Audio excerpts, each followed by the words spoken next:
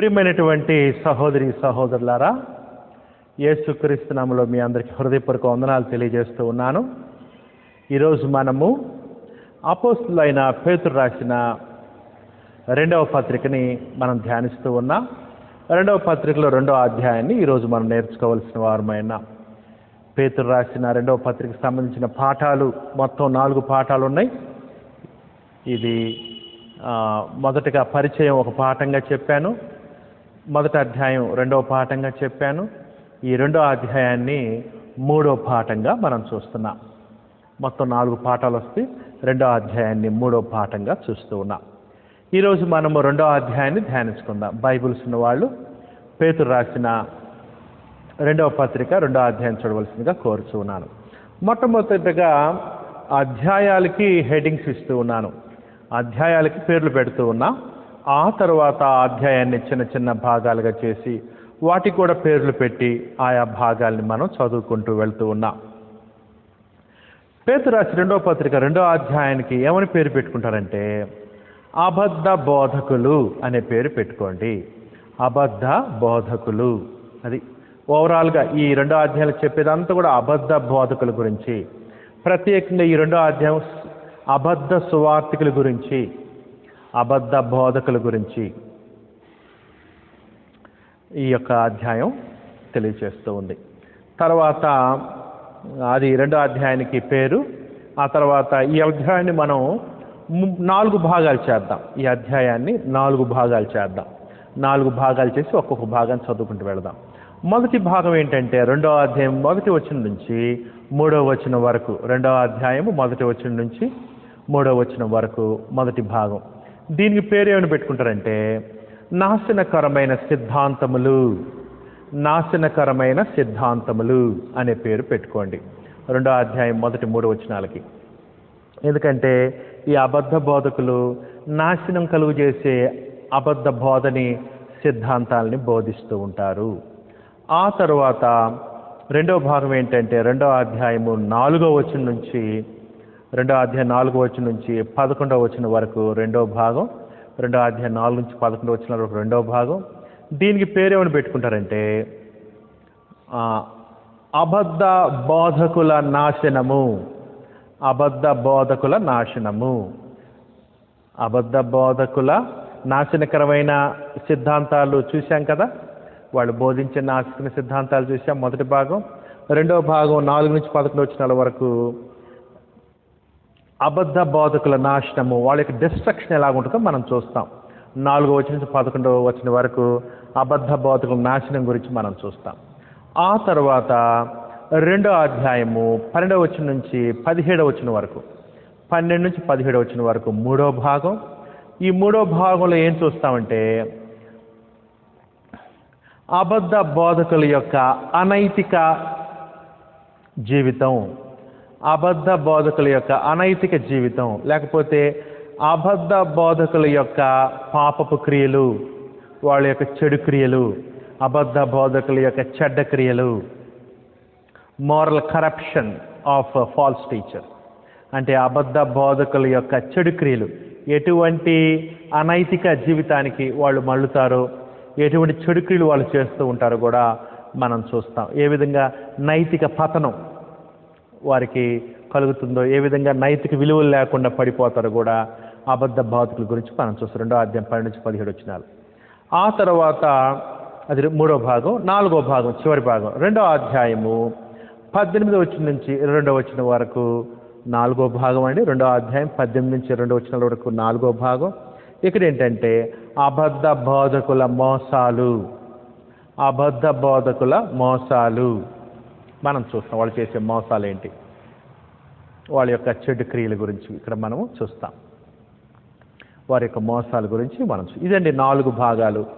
అందుకని సహోదరి సహోదరులారా, ఈ 2వ అధ్యాయాన్ని అబద్ధ బోధకులు అని హెడ్డింగ్ పెట్టుకుంటే సరిపోద్ది. ఎందుకంటే 2వ అధ్యాయం అంతా కూడా పేతురు అబద్ధ బోధకుల గురించి వివరించారు.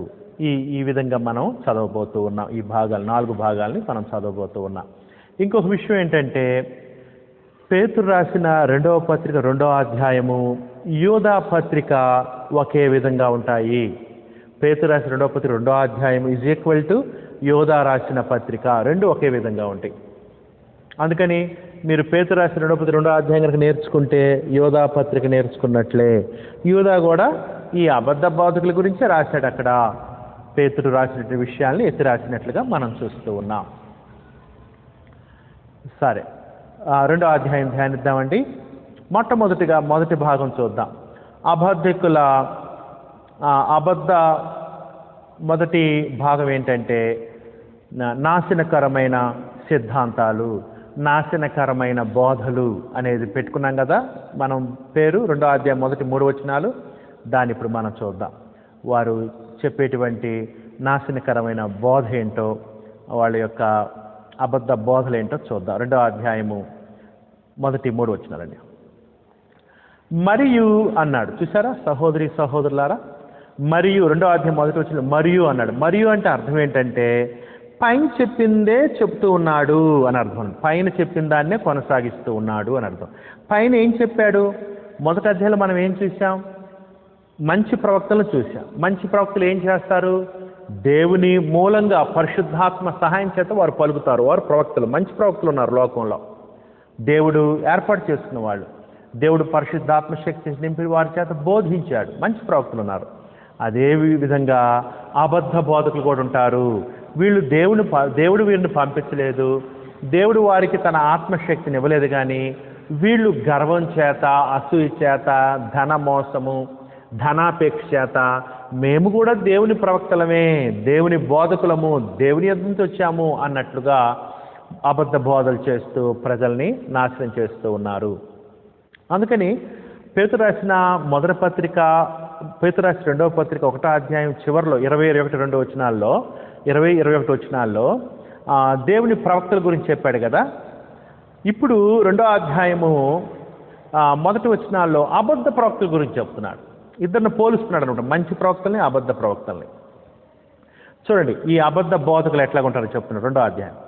మరియు అబద్ధ ప్రవక్తలు ప్రజల్లో ఉండిరి. అబద్ధ ప్రవక్తలు, ప్రవక్త అంటే అర్థం ఏంటంటే దేవుని తరపున మాట్లాడేవాడు, దేవుని తరపున మాట్లాడేవాడిని ప్రవక్త అంటారు. అబద్ధ ప్రవక్త అంటే అర్థం ఏంటి? దేవుని తరపున మాట్లాడుతున్నానని అబద్ధంగా చెప్పి బోధించేవాడు అబద్ధ ప్రవక్త. అతను చెప్పేది అబద్ధం, సత్యం కాదు. దేవుని వాక్యము సత్యము, అబద్ధ బోధకులు చెప్పేది అబద్ధము, సత్యం కాదు. మరియు అబద్ధ ప్రవక్తలు ప్రజల్లో ఉండిరి. అటువలనే మీలోనూ అబద్ధ బోధకులుందరు. చూసారా, మీలోనూ అంటున్నాడు. అంటే ఏంటి అర్థం? క్రైస్తవుల్లో, క్రీస్తు యొక్క సంఘాల్లో అబద్ధ బోధకులు ఉంటారు, జాగ్రత్త. అబద్ధ బోధకులు వస్తారు, జాగ్రత్త అని పేతురు తెలియజేస్తూ ఉన్నారు. మీలోను. చూసారా, అపవాది ఏం చేశాడంట? వెళ్ళి డైరెక్ట్గా అపవాది యుద్ధం చేస్తుంటే గెలవట్లేదంట. అందుకని మారు వేషం వేసుకొని, వెలుగుదూత వేషం వేసుకొని వచ్చి తప్పుడు సిద్ధాంతాలని, తప్పుడు బోధనలు చేస్తూ ప్రజలను నాశనం చేస్తున్నాడు, క్రైస్తవులను నాశనం చేస్తూ ఉన్నాడు. అటువలే మీలోను అబద్ధ బోధకులుందరు. మీలోను క్రైస్తవులోనే ఉంటారు అని చెప్తున్నాడు. మీ సమాజంలోనే ఉంటారు, అబద్ధ బోధకులు ఉంటారు. అందుకని ఇక్కడ మనకి ఏమర్థం అవుతుందంటే, సహోదరి సహోదరులారా, అబద్ధ ప్రవక్తలు, అబద్ధ బోధ సృష్టి ప్రారంభం నుంచి ఉన్నది. మొట్టమొదటిగా అబద్ధ ప్రవక్త ఎవరు? మొట్టమొదట అబద్ధ బోధకుడు ఎవరు? సాతానుడు. ఎవరికి బోధించాడు? హవ్వకు బోధించాడు, అబద్ధం బోధించాడు కదా. మరి అబద్ధ బోధకులు కూడా అంటే దేవుడు ఒకటి చెప్తే వాళ్ళు వేరే విధంగా చెప్తారు, దాన్ని దేవునికి వ్యతిరేకం. అందుకని అది అబద్ధం. దేవుడు సత్యం చెప్తాడు, అపవాది అబద్ధం చెప్తాడు. అబద్ధ బోధకులు అంటే సాతాను పరిచయం చేసేవాడు కూడా లోకంలో ఉన్నారు. బైబిల్ ఏమని చెప్తుందంటే అనేకులైన అబద్ధ ప్రవక్తల లోకంలోనికి బయలువెళ్ళి ఉన్నారు అన్నాడు. యోహాను రాసిన మొదటి పత్రిక 4వ అధ్యాయం మొదటి వచనంలో చూసారా, ఎక్కువ మంది ఉన్నారు అబద్ధ బోధకులు, తక్కువ మంది మంచి బోధకులు ఉన్నారు. దయచేసి ఈ విషయాన్ని గుర్తుంచుకోండి. ఎక్కువ మంది అబద్ధ బోధకులు ఉన్నారు, తక్కువ మంది మంచి బోధకులు ఉన్నారు. అంటే మనం ఎంత జాగ్రత్తగా ఒక వ్యక్తి చెప్పే బోధను పరిశీలనగా తెలుసుకోవాలో, ఎంత జాగ్రత్తగా ఆ విషయాన్ని గ్రహించాలో. అపోస్తలుల కార్యం 17:11 దీనికి పరిష్కారం. అబద్ధ బోధ, అబద్ధ బోధకులకు పరిష్కారం సూత్రం ఏంటంటే అపోస్తలుల కార్యం 17:11 వీరు తెస్సలోనికలో ఉన్న వారి కంటే ఘనులైండురి గనుక పౌలియు, సిలయు చెప్పిన సంగతులు అలాగున్నవో లేవో అని ప్రతిదినము లేఖనములను పరిశోధించరి అని రాయబడింది కదా. ఆ విధంగా మనం వాళ్ళు అబద్ధ బోధకులు చెప్పే వాటిని జాగ్రత్తగా బైబిల్లో మనం పరిశీలించాలి. అది పాత నిబంధనకు సంబంధించిందా, క్రొత్త నిబంధనకు సంబంధించిందా, ఆ బోధ లేఖనాలు ఉన్నాయా, లేఖనాలు సరిపోతున్నాయా లేదా ఆ బోధకి అనేది మనం పరిశీలించాలి. అంతేకాదు వాళ్ళ క్రియలను కూడా పరిశీలించాలి. ఎందుకంటే చెట్టు మంచిదా కాదా అనేది ఫలాలను బట్టి కదా, అట్లనే వీళ్ళ క్రియలను బట్టి, వాళ్ళ బోధన బట్టి కానీ వాళ్ళ ప్రవర్తనను బట్టి మనం వాళ్ళు అబద్ధ బోధకుల నిజమైన బోధకులు మనం గుర్తించవచ్చు. ఈ అబద్ధ బోధని, అబద్ధ బోధకుల్ని, అబద్ధ ప్రవక్తలనే సమస్య సృష్టి ప్రారంభం నుంచి ఉన్నది. సృష్టి ప్రారంభం నుంచి ఉన్నది. క్రీస్తు వచ్చేంత వరకు ఉంటారు ఈ అబద్ధ బోధకులు, అబద్ధ ప్రవక్తలు. అందుకని మనం చాలా జాగ్రత్తగా ఉండాలి, వాక్యాన్ని బాగా తెలుసుకోవాలి. ఈ మాట గుర్తుంచుకోండి. మనము ఇది దొంగ నోట ఒరిజినల్ నోట అనేది ఎలా తెలుసుకుంటాం? ఇది దొంగ నోట ఒరిజినల్ నోట అని, ఇది నిజమైనటువంటి నోట లేకపోతే నకిలీ నోట, దొంగ నోటని ఎట్లా తెలుసుకుంటాం? బ్యాంకులో క్యాష్ తీసుకునేటువంటి క్యాషియర్ లేదా క్యాష్ ఇచ్చేటువంటి క్యాషియర్ డబ్బులు చాలా స్పీడ్గా లెక్క పెడతాడు. అతను స్పీడ్గా డబ్బులు లెక్క పెడుతూ దొంగ నోటు రాగానే టకామని తీసి పెడతాడు, తీసి బయటికి తీసేస్తాడు. కారణం ఏంటి? ఎందుకంటే ఆ క్యాషియర్కి నిజమైన నోటు గురించి బాగా తెలుసు అతనికి. అందుకని ఆ పేపర్ చూడగానే చెప్పేస్తాడు. ఆ పేపర్ యొక్క క్వాలిటీని బట్టి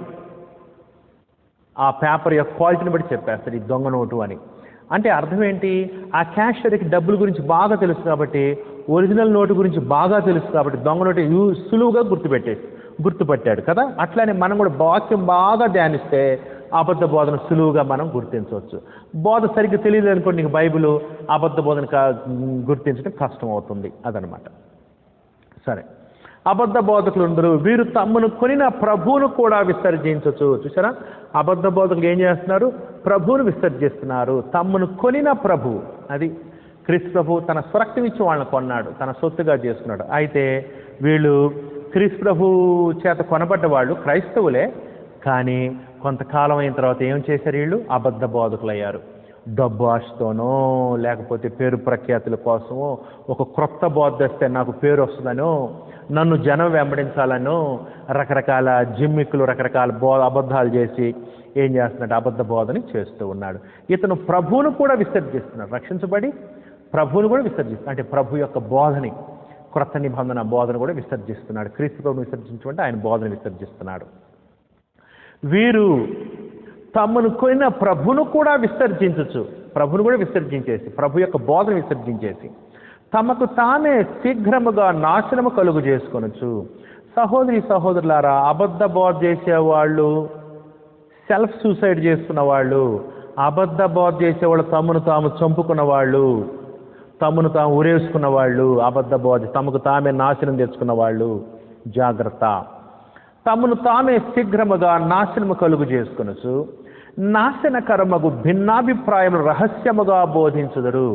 నాశనకరమగు భిన్నాభిప్రాయములను అన్నాడు. చూసారా, నాశనకరమగు, అది వాళ్ళు చేసే బోధ ఏంటి? నాశనం. చెప్పేవాడిని నాశనం చేస్తుంది, విని అనుసరించేవాడిని కూడా నాశనం చేస్తుంది. అటువంటి బోధలవి వాక్యానుసారమైన కాదు, క్రీస్తు బోధ ప్రకారం కాదు. నాశనకరమైన భిన్నాభిప్రాయములను, అది అతని యొక్క అభిప్రాయమే కానీ దేవుని చిత్తం కాదు, క్రీస్తు బోధ కాదు. పలానా పుస్తకం, పలానా అధ్యాయం, పలానా వచనంలో రుజువుపరచలేనటువంటిది. అతని యొక్క అభిప్రాయము భిన్నాభిప్రాయం, తన అభిప్రాయాన్ని దేవుని బోధగా, క్రీస్తు యొక్క బోధగా బోధిస్తున్నాడు. సహోదరులు దయచేసి గుర్తుంచుకుని, క్రీస్తు బోధకి అభిప్రాయానికి వ్యత్యాసం తెలియజేయాలి, వ్యత్యాసం చూడాలి మనం. నాశనమకరమగు భిన్నాభిప్రాయాలు రహస్యముగా బోధించుదురు. రహస్యముగా అంటే బయటికి కనపడదు. వాళ్ళేమి మేము అబద్ధ బోధకులని చెప్పుకోరు, మేము అబద్ధ ప్రవక్తలని చెప్పుకోరు. అంతేకాదు, వాళ్ళు బోధించినప్పుడు ఏమో నల్ల చొక్కా నల్ల ప్యాంట్ వేసుకోరు, వాళ్ళు తెల్ల చొక్కా తెల్ల ప్యాంట్ వేసుకుంటారు, బైబిలే పట్టుకుంటారు. చెప్తూ మధ్యలో తప్పుడు బోధ చేస్తారు. యేసుప్రభు రక్షకుడు అంటారు, యేసుప్రభుని విశ్వసించాలంటారు, యేసుప్రభు ద్వారానే పరలోకం అంటారు, యేసుప్రభుని నమ్మాలంటారు, ఆయనకు విధేయత చూపించాలంటారు. ఆయన చివరిలో అంటాడు బాప్తిసం అక్కర్లేదంటాడు. కానీ ప్రభు ఏమని చెప్పాడు? నమ్మి బాప్తిసం పొందినప్పుడు రక్షించబడి అని చెప్పాడు. ఇతను అంటాడు బాప్తిసం విశ్వాసం చాలు, బాప్తిసం అక్కర్లేదు అంటాడు. విశ్వాసం ద్వారా రక్షణ వస్తుంది అంటాడు. ఇది అబద్ధ బోధ. ఇటువంటి అబద్ధ బోధ అనమాట. నాశనకరమగు భిన్నాభిప్రాయములను రహస్యముగా, అది చాటుమాటుగా, సీక్రెట్గా, బయటికి ఎవరికి గుర్తించలేదు, తన హృదయానికి సంబంధించింది అది. అందుకని మనం అటువంటి బోధకుల యొక్క బోధన పరీక్షించాలి, పరిశీలించాలి, పరిశోధించాలి. మరియు అనేకులు, అదిగో చూసారా సహోదరి సహోదరులు, ఈ మాట గుర్తుంచుకోండి. అబద్ధ బోధకులు ఎక్కువ మంది ఉన్నారు లోకంలో, వాళ్ళని అనుసరించే వాళ్ళు కూడా ఎక్కువ మంది ఉన్నారు. నేను ఇందాక చెప్పాను కదా, యోహాను రాసిన మొదటి పత్రిక 4వ అధ్యాయం మొదటి వచనంలో అనేకులైన అబద్ధ ప్రవక్తలు అన్నాడు. అనేకులైన అబద్ధ ప్రవక్తలు ఉన్నారు, అనేకులు వారిని వెంబడించే వాళ్ళు కూడా ఉన్నారు. సరే, రహస్యముగా బోధించుదురు మరియు అనేకులు అని అంటున్నాడు. చూసారు, చాలామంది వారి పోకిరి చేష్టను అనుసరించి, అది వాళ్ళు ఏం చేస్తారంటే పోకిరి చేష్టలు, ఎగరటం, గంతులేయటం, డ్యాన్స్లు వేయటం, ఇటువంటి పోకిరి చేష్టలు వాళ్ళు అనుసరిస్తూ ఉంటారు. ఆ పోకిరి చేష్టలు, ఆ అరుపులు, ఆ కేకలు, ఆ పాటలు, ఆ డ్యాన్సులు, ఆ వాయిద్యాలు, ఇవి ఆకర్షణీయంగా ఉంటాయి. అనేకులు వెంబడిస్తారు వారిని. అనేకులు వారి పోకిరి చేష్టను అనుసరించి నడుతురు. ఎక్కువ మంది వారిని అనుసరిస్తారు. ఎందుకంటే వారు చేసే ఆకర్షణీయంగా ఉంటాయి కాబట్టి, వాక్యానుసారంగా లేకపోయినా ఆకర్షణీయంగా ఉంటాయి. వారి పోకిరి చేష్టలను అనుసరించి నడుతురు.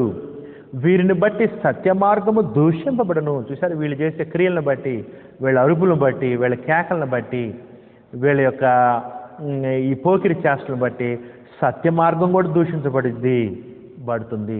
ఏంటి, క్రైస్తవులు ఇట్లా చేస్తారా? క్రైస్తవులు ఇట్లా అరుపులా, ఇట్లా కేకలా? ఏంది వీళ్ళు అర్ధరాత్రులు హల్లి హల్లి హల్లి అని అరుస్తున్నారు? చూసారా, ఇట్లా పోకిరి చేష్టలు, అరుపులు, కేకలు, అంటే ఆటంకం, అభ్యంతరంగా, అల్లరి వారు కలుగు చేస్తూ ఉంటారు. అనేకులు వారి పోకిరి చేష్టలు అనుసరించి నడుతురు.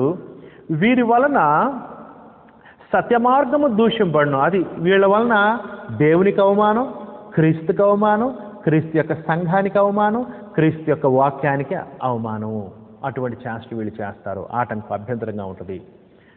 దేవుని యొక్క మార్గం దూషించబడును. అంటే సహోదరి సహోదరు, లోకానికి మనం ఉప్పుగా వెలుగుగా ఉండాలి, మనం ఇతరులకు మాదిరిగా ఉండాలి, ఇతర జీవితాలు మార్చాలి. కానీ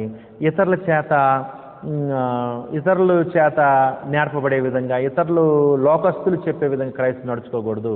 లోకానికి వెలుగుగా ఉప్పుగా ఉండాలి, లోకస్తుల చేత చెప్పించుకోకూడదు. ఏందండి మీరు పిల్లలు ఎగ్జామ్స్ రాస్తుంటే పెద్దగా మైకులు పెట్టి వాక్యాలు, పాటలు పాడుతున్నారు అని చెప్పించుకోకూడదు, ఇతరులతో చెప్పించుకోకూడదు. ఆ మాత్రం తెలియదా నీకు? రాత్రులు ఎగ్జామ్స్ టైంలో మైకులు పెడితే చుట్టుపక్కల వాళ్ళందుకు ఆటంకం ఉంటుందని? ఈ విధంగా క్రీస్తు యొక్క మార్గానికి దోషం తీసుకొస్తావు, ఇతరులతో చెప్పించే విధంగా ఉంటుందని ఈ ప్రవర్తన? ఆలోచించాలి సహోదరి సహోదరులారా. ఇటువంటి ఇతరుల క్రీస్తు యొక్క మార్గాన్ని దూషించే విధంగా, ఇతరులతో చెప్పించుకునే విధంగా క్రైస్తవులు ఉండకూడదు. లోకానికి వెలుగుగా ఉప్పుగా ఉండాలి, ఇతరులకు మాదిరిగా ఉండాలి. సత్య మార్గము దూషింపబడును. వారు అధిక లోభులై, అది ఎందుకు ఈ భిన్నాభిప్రాయాలు బోధిస్తున్నారు? ఎందుకు నాశనకరమైన సిద్ధాంతాలను బోధిస్తున్నారు? ఎందుకంటే అధిక లోభులై, లోభి, ధనాపేక్ష, డబ్బు మీద ఆశ. లోభి అంటేనే ధనాపేక్ష. అధిక లోభులై, ఇంకా ఎక్కువగా సంపాదించాలి అని. ఇక డబ్బులు, అంత డబ్బులే. నేను ప్రత్యేకంగా ప్రార్థన చేస్తున్నాను, డబ్బులు ఇవ్వండి. అంతేకాదు, ఈ కొబ్బరి నూనెకి డబ్బులు ఇవ్వండి, ఈ నూనె వాడితే బాగవుతున్నారు. హ్యాండ్ కచీఫ్లు డబ్బులు అమ్ముకోవటము, ఎగ్జామ్స్ రాగానే అట్టలు అమ్ముకోవటం, పెన్నులు అమ్ముకోవటం, ప్రార్థన చేసిన పెన్నులని. ఇదిగో ఈ ప్రార్థన చేసిన నూనె మీ పొలాల్లో చల్లుకుంటే పంటలు పండుతాయి అని. ఇట్లా రోగాలు పోతున్నాయి. ఇట్లా మొత్తం కూడా డబ్బు డబ్బు డబ్బు. అధిక లోభులై.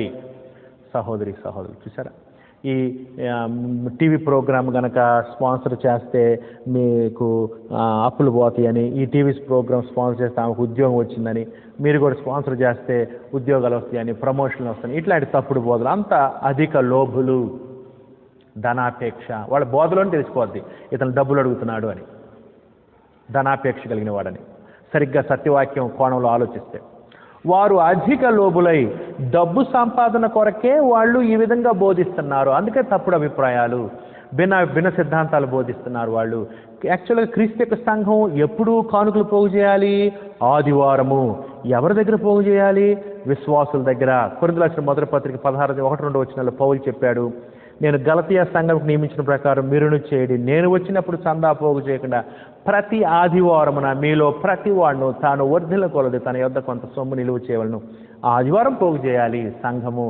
క్రైస్తవుని అడుగుతున్నాడు, అంతేకాని టీవీలో చూసే వాళ్ళందరినీ అడగకూడదు క్రైస్తవుడు. అది వాక్యానుసారమైంది కాదు, అది దేవునికి విరుద్ధము. ఈ విధంగా అధిక లోబులై మా దగ్గరికి వస్తుంటే అది జరుగుతుంది, ఇది జరుగుతుంది, మా దగ్గరికి వస్తే ఉద్యోగం వస్తుంది, ప్రమోషన్లు వస్తాయి, సమస్యలు పోతాయి, కోర్టులో కేసులు పోతాయి, ఇట్లాంటివన్నీ కూడా చేసి అధిక లోబులు కనపడుతున్నారు. కల్పనా వాక్యములను చెప్పుచు, అది వాళ్ళు చెప్పేది వాక్యం కాదు, కల్పనా వాక్యం. వాక్యాన్ని కలిపి చెరిపెడి వారు వీరు. కల్పనా వాక్యం చెప్తారు వీళ్ళు. ప్రభు రాత్రి నాకు చెప్పాడు, మొన్న చూపించాడు, దర్శనంలో చెప్పాడు, మిమ్మల్ని డబ్బులు అడగమన్నాడు, అమ్మా నిన్ను అడగమన్నాడు డబ్బులని. ఇట్లా కల్పనా వాక్యములు చెప్పచ్చు. కల్పనా వాక్యం వాళ్ళు చెప్పే దేవుని వాక్యం కాదు, కల్పనా వాక్యములు, వాళ్ళు కల్పించిన కట్టుకథలు. కల్పనా వాక్యములు చెప్పుచు మీ వలన లాభము సంపాదించుకొందరు. వాళ్ళు ఎప్పుడు కూడా లాభం కోసమే, లాభం మీ వలన ఎలా లాభం కలిగిద్దని వాళ్ళు ఆలోచిస్తూ ఉంటారు. వారికి పూర్వము నుండి విధింపబడిన తీర్పు ఆలస్యము చేయదు, వారు నాశనము, వారి నాశనము కునికి నిద్రపోదు. గ్యారంటీ వాళ్ళకి తీర్పు, గ్యారంటీ వాళ్ళ నాశనము. అటువంటి తప్పుడు బోధ చేసిన వాడికి నాశనం గ్యారంటీ, ఆ బోధను అనుసరించిన అనేకులకు కూడా నాశనం గ్యారంటీ. వారి పోకిరి చేష్టలు, వారి యొక్క నాశనము కర్మనకు భిన్నాభిప్రాయాలు, వాళ్ళ కల్పనా కథలు, డబ్బు కోసం వాళ్ళు చెప్పిన బోధ, లాభం కోసం వాళ్ళు చెప్పిన మాయ మాటలు, మాయ కళలు, మాయా దర్శనాలు, ఇవన్నీ కూడా ఇటువంటి వారికి శిక్ష ఉంది, ఘోరమైన శిక్ష ఉంది. వారి నాశనము కునికి నిద్రపోదు. వారికి పూర్వము నుండి విధింపబడిన, అది ఇటువంటి వాళ్ళు సృష్టి ప్రారంభం నుంచి ఉన్నారు, అబద్ధ బోధకులు, అబద్ధ ప్రవక్తలకు. వీళ్ళకి సృష్టి ప్రారంభించినటువంటి వాళ్ళందరికి కూడా శిక్ష ఉంది, తీర్పు ఉంది, నాశనం ఉంది అని ఇక్కడ తెలియజేస్తున్నాడు. సహోదరి సహోదరులారా, ఈ మాటలు సువార్తికులకి హెచ్చరికలు. సువార్తికులు బుద్ధి జ్ఞానం కలగాలి. సువార్తికుడు మన యొక్క డ్యూటీ ఏంటంటే దేవుడిచ్చిన వాక్యాన్ని అర్థమయ్యే రీతిలో వివరించడం మన యొక్క డ్యూటీ. దేవుని యొక్క వాక్యాన్ని చదివి వినిపించడం మన యొక్క డ్యూటీ.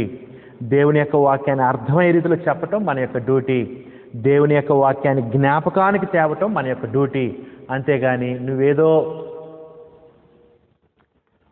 ఊహాగానాల్లో ఉండకూడదు. సత్యవాక్యం దేవుడు తన పూర్తి సంకల్పాన్ని మనకు అందించాడు. వాటిని నువ్వు ముందు సిద్ధపడి నేర్చుకొని గ్రహించి అర్థమయ్యే రీతిలో చెప్పటమే నా డ్యూటీ, విధి. కల్పన వాక్యాలు చెప్పకూడదు, భిన్నాభిప్రాయాలు బోధించకూడదు, అబద్ధ బోధ చేయకూడదు, వాక్యం లేనిది. సహోదరులు, అదండి మొదటి భాగం. మొదటి భాగంలో మనం ఏం చూసామంటే నాశనకరమైన సిద్ధాంతములు, నాశనకరమైన బోధలు. 2వ అధ్యాయం మొదటి 3 వచనాల్లో ఆ భాగం చూసాము. మొదటి భాగం చూసాం. ఇప్పుడు మనము 2వ భాగం చూద్దామండి. 2వ భాగం ఏంటంటే 2వ అధ్యాయము 4వ వచనం నుంచి 11వ వచనం వరకు 2వ భాగం. దీనికి ఏమైనా హెడ్డింగ్ పెట్టామంటే అబద్ధ బోధకుల నాశనము. అబద్ధ బోధకుల నాశనం. వాళ్ళ యొక్క నాశనకరమైన బోధ చూశాంగా. నాశనకరమైన బోధ చేశారు కాబట్టి వారికి నాశనం ఉంది. అబద్ధ బోధకుల నాశనము, destruction of the false teacher. ఆ అబద్ధ బోధకుల యొక్క నాశనం ఇప్పుడు మనం చూస్తాము. ఎక్కడి నుంచి? 4వ వచనం నుంచి 11వ వచనం వరకు. 4 నుంచి 11 వచనాలు. దేవదూతలు పాపము చేసినప్పుడు దేవుడు వారిని విడిచిపెట్టక పాతాళ లోకమందలి కటిక చీకటి గల బిలములోనికి త్రోసి తీర్పుకు కావల్లో ఉంచబట్టుకు వారిని అప్పగించును. ఇక్కడ అబద్ధ బోధకులు, అబద్ధ ప్రవక్తలు యొక్క నాశనం గురించి చెప్తున్నాడు దేవుడు పేతురు ద్వారా. వాళ్ళ యొక్క నాశనం చెప్పేటప్పుడు 4 ఉదాహరణలు చూపించాడు, 4 ఎగ్జాంపుల్స్ చూపించాడు. 1 దేవదూతల నాశనము, 2వది నోవహ సమయంలో జలప్రళయం ద్వారా నాశనము, 3వది సొదొమ గొమొర్రా పట్టణం యొక్క నాశనము, 4వది బిలాము యొక్క నాశనము. ఈ విధంగా 4 ఎగ్జాంపుల్స్, 4 ఉదాహరణలు చెప్పుకుంటూ వచ్చాడు. ఈ 4 ఉదాహరణలు కూడా హెచ్చరికలు, బోధ, బుద్ధి, కలగాలి అబద్ధ బోధకులకు, క్రైస్తవులకు అని మనం చూస్తున్నాం. చూడండి, వాళ్ళకి నాశనం గ్యారెంటీ అని చెప్తూ కొన్ని ఎగ్జాంపుల్స్ చెప్తున్నాడు 4వ వచనంలో. దేవదూతలు, చూసారా సహోదరి సహోదరులారా, ఇక్కడ దేవదూతల గురించి చెప్తున్నాడు. ఎగ్జాంపుల్ అన్నమాట, ఉదాహరణలు. దేవదూతలు పాపము చేసినప్పుడు దేవదూతలు కూడా మానవులాగానే స్వేచ్ఛ కలిగిన వారని అర్థమవుతుంది. అంతేకాదు, ఎక్కడైతే స్వేచ్ఛ ఉంటుందో అక్కడ పాపం చేయడానికి అవకాశం ఉంటుంది. స్వేచ్ఛ లేని చోట పాపం చేయడానికి అవకాశం ఉండదు. స్వేచ్ఛ ఉన్న చోట పాపం చేయడానికి అవకాశం ఉంటుంది. దేవదూతలు కూడా స్వేచ్ఛ ఉంది, వాళ్ళు కూడా దేవుని ఆజ్ఞలు అతిక్రమించడానికి అవకాశం ఉందని మనం చూస్తున్నాం. దేవదూతలు పాపము చేసినప్పుడు దేవుడు వారిని విడిచిపెట్టక, చూసారా, మనుషుల కంటే మనకంటే దేవదూతలు బలమైన వాళ్ళు, శక్తి కలిగిన వాళ్ళు దేవదూతలు కదా. అయితే మనకంటే శక్తి కలిగిన వారైనా దేవదూతలు, మనకంటే బలమైన దేవదూతలనే దేవుడు శిక్షిస్తున్నప్పుడు మరి దేవదూతల కంటే తక్కువ రకమైన మనల్ని తప్పకుండా శిక్షిస్తాడు కదా. వాళ్ళే తప్పించుకోలేనప్పుడు అంత బలం కలిగిన వాళ్ళు దేవుని చేతిలో, అంతకంటే తక్కువ బలమైన మనం ఎక్కడ తప్పించుకుంటాం? మనకు కూడా శిక్ష గ్యారెంటీ తప్పకుండా వస్తుందని చెప్తూ ఉన్నాడు. అది మొట్టమొదటి ఉదాహరణ. ఏం చేశాడు చూడండి, విడిచిపెట్టక. ఆ మాట గుర్తుంచుకోండి, పాపం చేసిన వారిని దేవుడు విడిచిపెట్టడు. పాపంలో జీవించిన వారిని, పాపంలో కొనసాగుతున్న వారిని దేవుడు విడిచిపెట్టడు అనే విషయాన్ని మనం గుర్తుంచుకోవాలి. శిక్షిస్తాడు. ఎట్లా శిక్షించాడు చూడండి.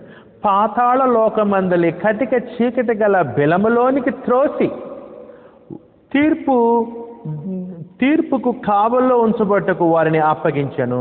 సహోదరి సహోదరులారా, పాతాళ లోకము అంటే అర్థం ఏంటంటే అదృశ్య లోకము అని అర్థం. హేడీస్ అనేటువంటి గ్రీక్ పదం వాడబడింది ఇక్కడ. హేడీస్ అంటే అర్థం ఏంటంటే అదృశ్య లోకము, అంటే చనిపోయిన వారి యొక్క ఆత్మలు ఉండే లోకము, అదృశ్య లోకము, పాతాళ లోకము అని మనం అనుకోవచ్చు.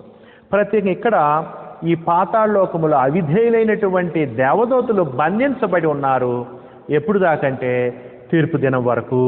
అంటే పాతాళ లోకం ఏంటంటే తీర్పు దినం వరకు దేవదూతలను, ఆత్మలను బంధించి ఉంచేటువంటి స్థలం అది.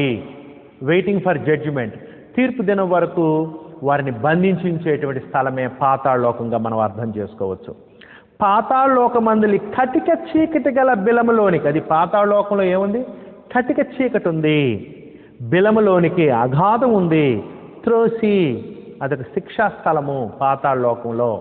ఆ శిక్షాస్థలంలో, ఆ చీకటి లోకంలో వారిని త్రోసి నెట్టి తీర్పుకు కావల్లో ఉంచబట్టకు, తీర్పు దినం వరకు ఇక్కడే ఉండండి అని దేవుడు వారిని అప్పగించాడు.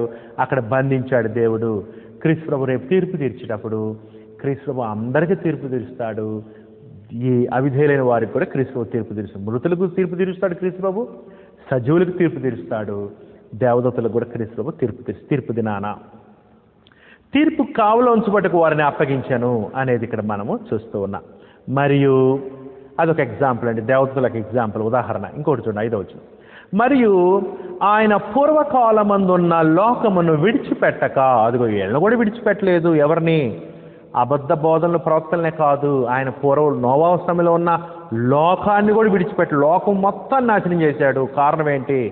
పాపంలో దొర్లాడుతున్నారు, పాపం అనే బురదలో పొరులాడుతూ ఉన్నారు వాళ్ళు. పూర్వకాలముందున్న లోకమును విడిచిపెట్టక, దేవదూతలు విడిచిపెట్టలేదు, పూర్వ లోకమును కూడా విడిచిపెట్టక భక్తిహీనుల సమూహం మీదకి. ఎవరు వీళ్ళు? భక్తిహీనులు. దేవుడంటే భయం లేదు, భక్తి లేదు, భక్తిహీనతమైన క్రియలు, శరీర కోరికలు నెరవేరు. 24 hours ఇదే పని. 100% వాళ్ళ యొక్క హృదయం అంతా శరీర కోరికలే. ఉదయం మొదలుకొని పడుకునేంత వరకు శరీర కోరికలే. వాళ్ళ ప్రతి ఆలోచన, ప్రతి మాట, ప్రతి క్రియ శరీర కోరికలు తీర్చుకోవటమే. భక్తిహీనులు. వారి హృదయంలోని ఊహ కేవలం ఎల్లప్పుడూ చెడ్డది అని చెప్పాడు ఆదికాండం 6వ అధ్యాయంలో వీళ్ళ స్థితి గురించి. భక్తిహీనుల సమూహం మీదకి జలప్రలయం రప్పించినప్పుడు నీతిని ప్రకటించిన నోవహును మరి 7 కాపాడను. 8 మందినే దేవుడు కాపాడాడు. నీతిని ప్రకటింపజేశాడు నోవహు ద్వారా. ఎంతమంది లోబడ్డారు? 7 లోబడ్డారు. ఎంతమంది నోవహు నీతిని తెలుసుకుని వాళ్ళలోకి ప్రవేశించారు? 7. నోవహుతో కలుపుకొని 8 మంది నీటి ద్వారా రక్షించబడ్డారు.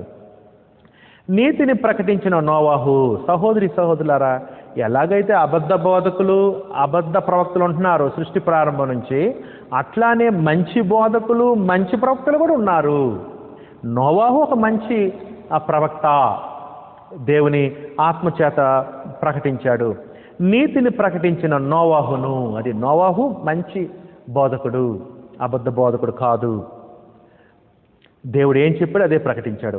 నీతిని ప్రకటించిన నోవాహును, నీతి ఏంటి? నీతి అన్నాడు. ఇప్పుడేమో క్రీస్తులో దేవుని నీతి, క్రీస్తు యొక్క సువార్త దేవుని నీతి. అప్పుడు నోవాహు ప్రకటించిన నీతి ఏంటంటే ఓళ్ళలోకి వస్తే రక్షణ, బయట ఉంటే నాశనము. మీరు దేవుని మాటలు విని భయభక్తులు కలిగి ఓళ్ళలోకి రండి, అదే నీతి. నీతిని ప్రకటించిన నోవాహును మరి 7 కాపాడాను. చూసారా, ఆ నీతికి లోబడ్డ వారిని కాపాడాడు. అది రెండవ ఎగ్జాంపుల్. నోవాహు జలప్రళయంలో అవిధేయులను కూడా శిక్షించాడు. అందుకని అబద్ధ బోధకుల్ని, అబద్ధ ప్రవక్తల్ని శిక్షించక విడిచిపెట్టడు. 6వ వచనం ఇంకొక ఎగ్జాంపుల్ చెప్పాడు చూడండి, ఉదాహరణ. మరియు ఆయన సొదొమ గొమొర్రాలను పట్టణములను భస్మము చేసి, సహోదరి సహోదరులారా, దేవుడు ఏం చేశాడు? సొదొమ గొమొర్రా పట్టణాలని, వాటితో పాటు ఇంకా 2 పట్టణాలని, మొత్తం 4 పట్టణాలను భస్మం చేశాడు. ముఖ్యంగా ఈ 2 పట్టణాలు చెప్పబడ్డాయి. భస్మము చేసి, మీరు ఆదికాండము 13వ అధ్యాయం 10వ వచనం చూడండి. లోతు సొదొమ గొమొర్రా పట్టణం వైపు వెళ్ళినప్పుడు ఆ పట్టణాలు ఎట్లా ఉన్నాయో తెలుసా? ఆయన అక్కడికి వెళ్ళకున్నప్పుడు యెహోవా తోటలాగా, ఏదేను తోటలాగా, దేవుని తోటలాగా, ఐగుప్తు దేశంలాగా పచ్చగా ఉంది. నీళ్లుపారు దేశము, ఏదేను తోటలాగా ఉంది. ఏమైపోయింది ఆ ఏదేను తోట, సొదొమ గొమొర్రా పట్టణాలు ఏమైనాయి? భస్మము చేసి బూడిద చేశాడు దేవుడు. ఏంటి కారణము? ఎందుకు చేశాడు దేవుడు? ఎందుకు అంత కోపము? ఎందుకంటే వాళ్ళ యొక్క చెడ్డ ప్రవర్తన, భయంకరమైన ప్రవర్తన. లోతు దగ్గరికి దేవదూతలు పురుషుల్లాగా వస్తే వాళ్ళతో సంపర్కం చేయాలని పురుషులు వచ్చారు. పిల్లలు పెద్దలు అందరూ కూడా, పిల్లలు పెద్దలు వృద్ధులు వచ్చారు. అంటే చూసారా ఎంత భయంకరమైన పాపం ఉందో చూడండి. సమాజం చెడిపోయింది, భయంకరంగా చెడిపోయింది. అప్పటికి లోతు అన్నాడు, నా కుమార్తెలతో శయనించండి, వాళ్ళతో వద్దు అన్నాడు. పక్కకు పో అని కూడా అన్నారు కదా. ఈ విధంగా అంత గొప్పగా సమాజం పాడైపోయింది సొదొమ గొమొర్రా పట్టణం. అందుకని ఏం చేశాడు? వాటిని భస్మము చేసి బూడిద చేశాడు. ముందుకు భక్తిహీనులకు వారికి వాటిని దృష్టాంతములుగా ఉంచుటకే వాటిని నాశనం విధించి. ఎందుకు నాశనం చేశాడు? ఎందుకంటే రాబోయే తరం తెలుసుకోవాలని, భక్తిహీనతను దేవుడు శిక్షిస్తాడని తెలుసుకోవాలని. ఎందుకు సొదొమ గొమొర్రా పట్టణం నాశనం చేయకముందు అబ్రహాముకి చెప్పాడు. అబ్రహాము తన పిల్లలకు చెప్తాడని ఈ విషయాలు ఈ విధంగా ఈనాడు మనకు కూడా బోధిస్తున్నాడు దేవుడు. అబద్ధ ప్రవక్తలకి, అబద్ధ బోధకుడు చెప్తున్నాడు, అదిగో వాళ్ళని ఎట్లా నాశనం చేశాడు, అట్లా నేను నాశనం చేస్తున్నానని దేవుడు తెలియజేస్తున్నాడు. ఎగ్జాంపుల్స్ అనమాట ఇవన్నీ కూడా. దృష్టాంతులు ఉంచి వాటిని నాశనం విధించి దుర్మార్గుల, సొదొమ గొమొర్రా పట్టణస్తులు ఎవరు? దుర్మార్గుల కామ వికారయుక్తమైన నడవడి. ఏంటి మెయిన్ ప్రాబ్లం ఏంటి? సొదొమ గొమొర్రా కామ వికారము. చూసారా, కామ వికారము. వాళ్ళ యొక్క సెక్షువల్ ఇమ్మోరాలిటీ, వాళ్ళ యొక్క జారత్వము, వాళ్ళ యొక్క వ్యభిచారము, వాళ్ళ యొక్క అనైతిక లైంగిక సంబంధాలు, లైంగిక అవినీతి. అందుకని దేవుడు శిక్షణ, అది మెయిన్ కారణము. కామ వికారయుక్తమైన నడవడి చేత బహు బాధపడిన నీతిమంతుడు లోతును తప్పించను. అటువంటి లోతు అక్కడే ఉన్నాడు. లోతు నీతిమంతుడు అన్నాడు దేవుడు. అంటే అర్థం ఏంటంటే సొదొమ గొమొర్రా పట్టణాల్లో లోతు ఉన్నప్పటికీ వాళ్ళ క్రియల్లో పాలివాడు కాకుండా వాళ్ళ చెడ్డ క్రియలను చూస్తున్నాడు. రోజువారి క్రియల్ని, వాళ్ళ చెడ్డ క్రియలను చూశాడు, విన్నాడు, బాధపడుతూ ఉన్నాడు. రోజు రోజుకి తన మనస్సుని బాధపరుచుకుంటూ ఉన్నాడు, బాధపడుతున్నాడు చెడును చూసి. సహోదరి సహోదరులారా, మనం కూడా క్రైస్తవులం కూడా చెడును చూస్తున్నప్పుడు, వింటున్నప్పుడు మనం కూడా దుఃఖపడాలి. అంతేగాని వాళ్ళలో కొట్టుకొని పోకూడదు, వాళ్ళతో పాటు వెళ్ళిపోకూడదు, వాటిని చేయకూడదు, వాటిని చేసేవారితో పాలివారం కాకూడదు, వాటిని ఖండిస్తూ ఉండాలి. ఈ 3 డ్యూటీస్ మనకి గుర్తుంచుకోండి. పాపం చేయకూడదు, మనం చేయకుండా ప్రయత్నిస్తూ ఉండాలి. రెండోది, పాపం చేసేవారితో పాలివారం కాకూడదు, వాళ్ళకి డబ్బులు ఇవ్వటం, వాళ్ళకి చప్పట్లు కొట్టడం ఇట్లాంటివి చేయకూడదు. మూడోది, వాటిని ఖండించాలి, చేయకూడదని కూడా బోధించాలి. ఈ డ్యూటీస్ క్రైస్తవునికి ఉన్నాయి. దుర్మార్గుల కామ వికారయుక్తమైన నడవడి చేత బహు బాధపడిన నీతిమంతులకు చెడు ప్రవర్తన, పాపము లోతుకి చాలా దుఃఖాన్ని కలుగు చేసింది. మరి నీకు దుఃఖాన్ని కలుగు చేస్తుందా పాపం, లేదా సంతోషాన్ని కలుగు చేస్తుందా? నీతిమంతుడకు లోతు, ఆ దుర్మార్గుల మధ్య లోతు దేవుని ఆజ్ఞలను పాటిస్తూ ఉన్నాడని అర్థమవుతుంది. నీతిమంతుడు దేవుని నీతిని లోబడ్డాడు. నీతిమంతుడకు లోతును తప్పించాను. ఆ నీతిమంతుడు వారి మధ్యను కాపురముండి తాను చూచిన వాటిని బట్టి వినిన వాటిని బట్టి వారి అక్రమైన క్రియల విషయములో దినదినము, అది విశ్వాస జీవితం, దినదినం జీవించాలి. దినదినము నీతిగల తన మనస్సు నీతిగలది. నోవాహు యొక్క మనస్సు దేవుని యొక్క నీతి న్యాయాల ప్రకారం నెరవేర్చాలని తాపత్రయపడేవాడు లోతు. తన నీతిగల మనస్సును నొప్పించుకొనుచు వచ్చెను. అతనికి ఎంతో బాధ కలుగుతుంది దేవుని నీతి న్యాయాలు మనుషులు అనుసరించకపోయలేకే. నీకు బాధ కలుగుతుందా, దుఃఖం కలుగుతుందా, లేదా సంతోషం కలుగుతుందా? క్రైస్తవునికి చెడు క్రియలు, మనం చెడు చేసినప్పుడు కానీ చెడు క్రియలు చూసినప్పుడు కానీ దుఃఖం కలగాలి, బాధ కలగాలి, మనస్సు మార్చుకోవాలి అనేటువంటి విషయం మనం ఇక్కడ చూస్తున్నాం. నీతిగా తన మనస్సును నొప్పించుకొనుచు వచ్చాను. అది నిజమైనటువంటి భక్తిపరుని యొక్క లక్షణం. 9వ వచనం అండి. భక్తులను శోధనలో నుండి తప్పించుటకును, అది లోతును తప్పించాడు లేదా సొదొమ గొమొర్రా పట్టణాల నుంచి అట్లా తప్పించగలడు దేవుడు. నువ్వు గనక దేవుని పక్షం నిలబడితే లోకం మీదకి జలప్రళయం తీసుకుని నోవాహును తప్పించాడా లేదా? నోవాహు కుటుంబాన్ని లోకం మీదకి అగ్నిగంధకాలు కుమ్మరించబడినప్పుడు లోతును తప్పించాడు లేదా? నువ్వు కానీ నేను కానీ దుర్మార్గుల మధ్య జీవిస్తూ దేవుని చిత్తాన్ని నెరవేరుస్తుంటే దేవుడు తప్పిస్తాడు, కాపాడతాడు.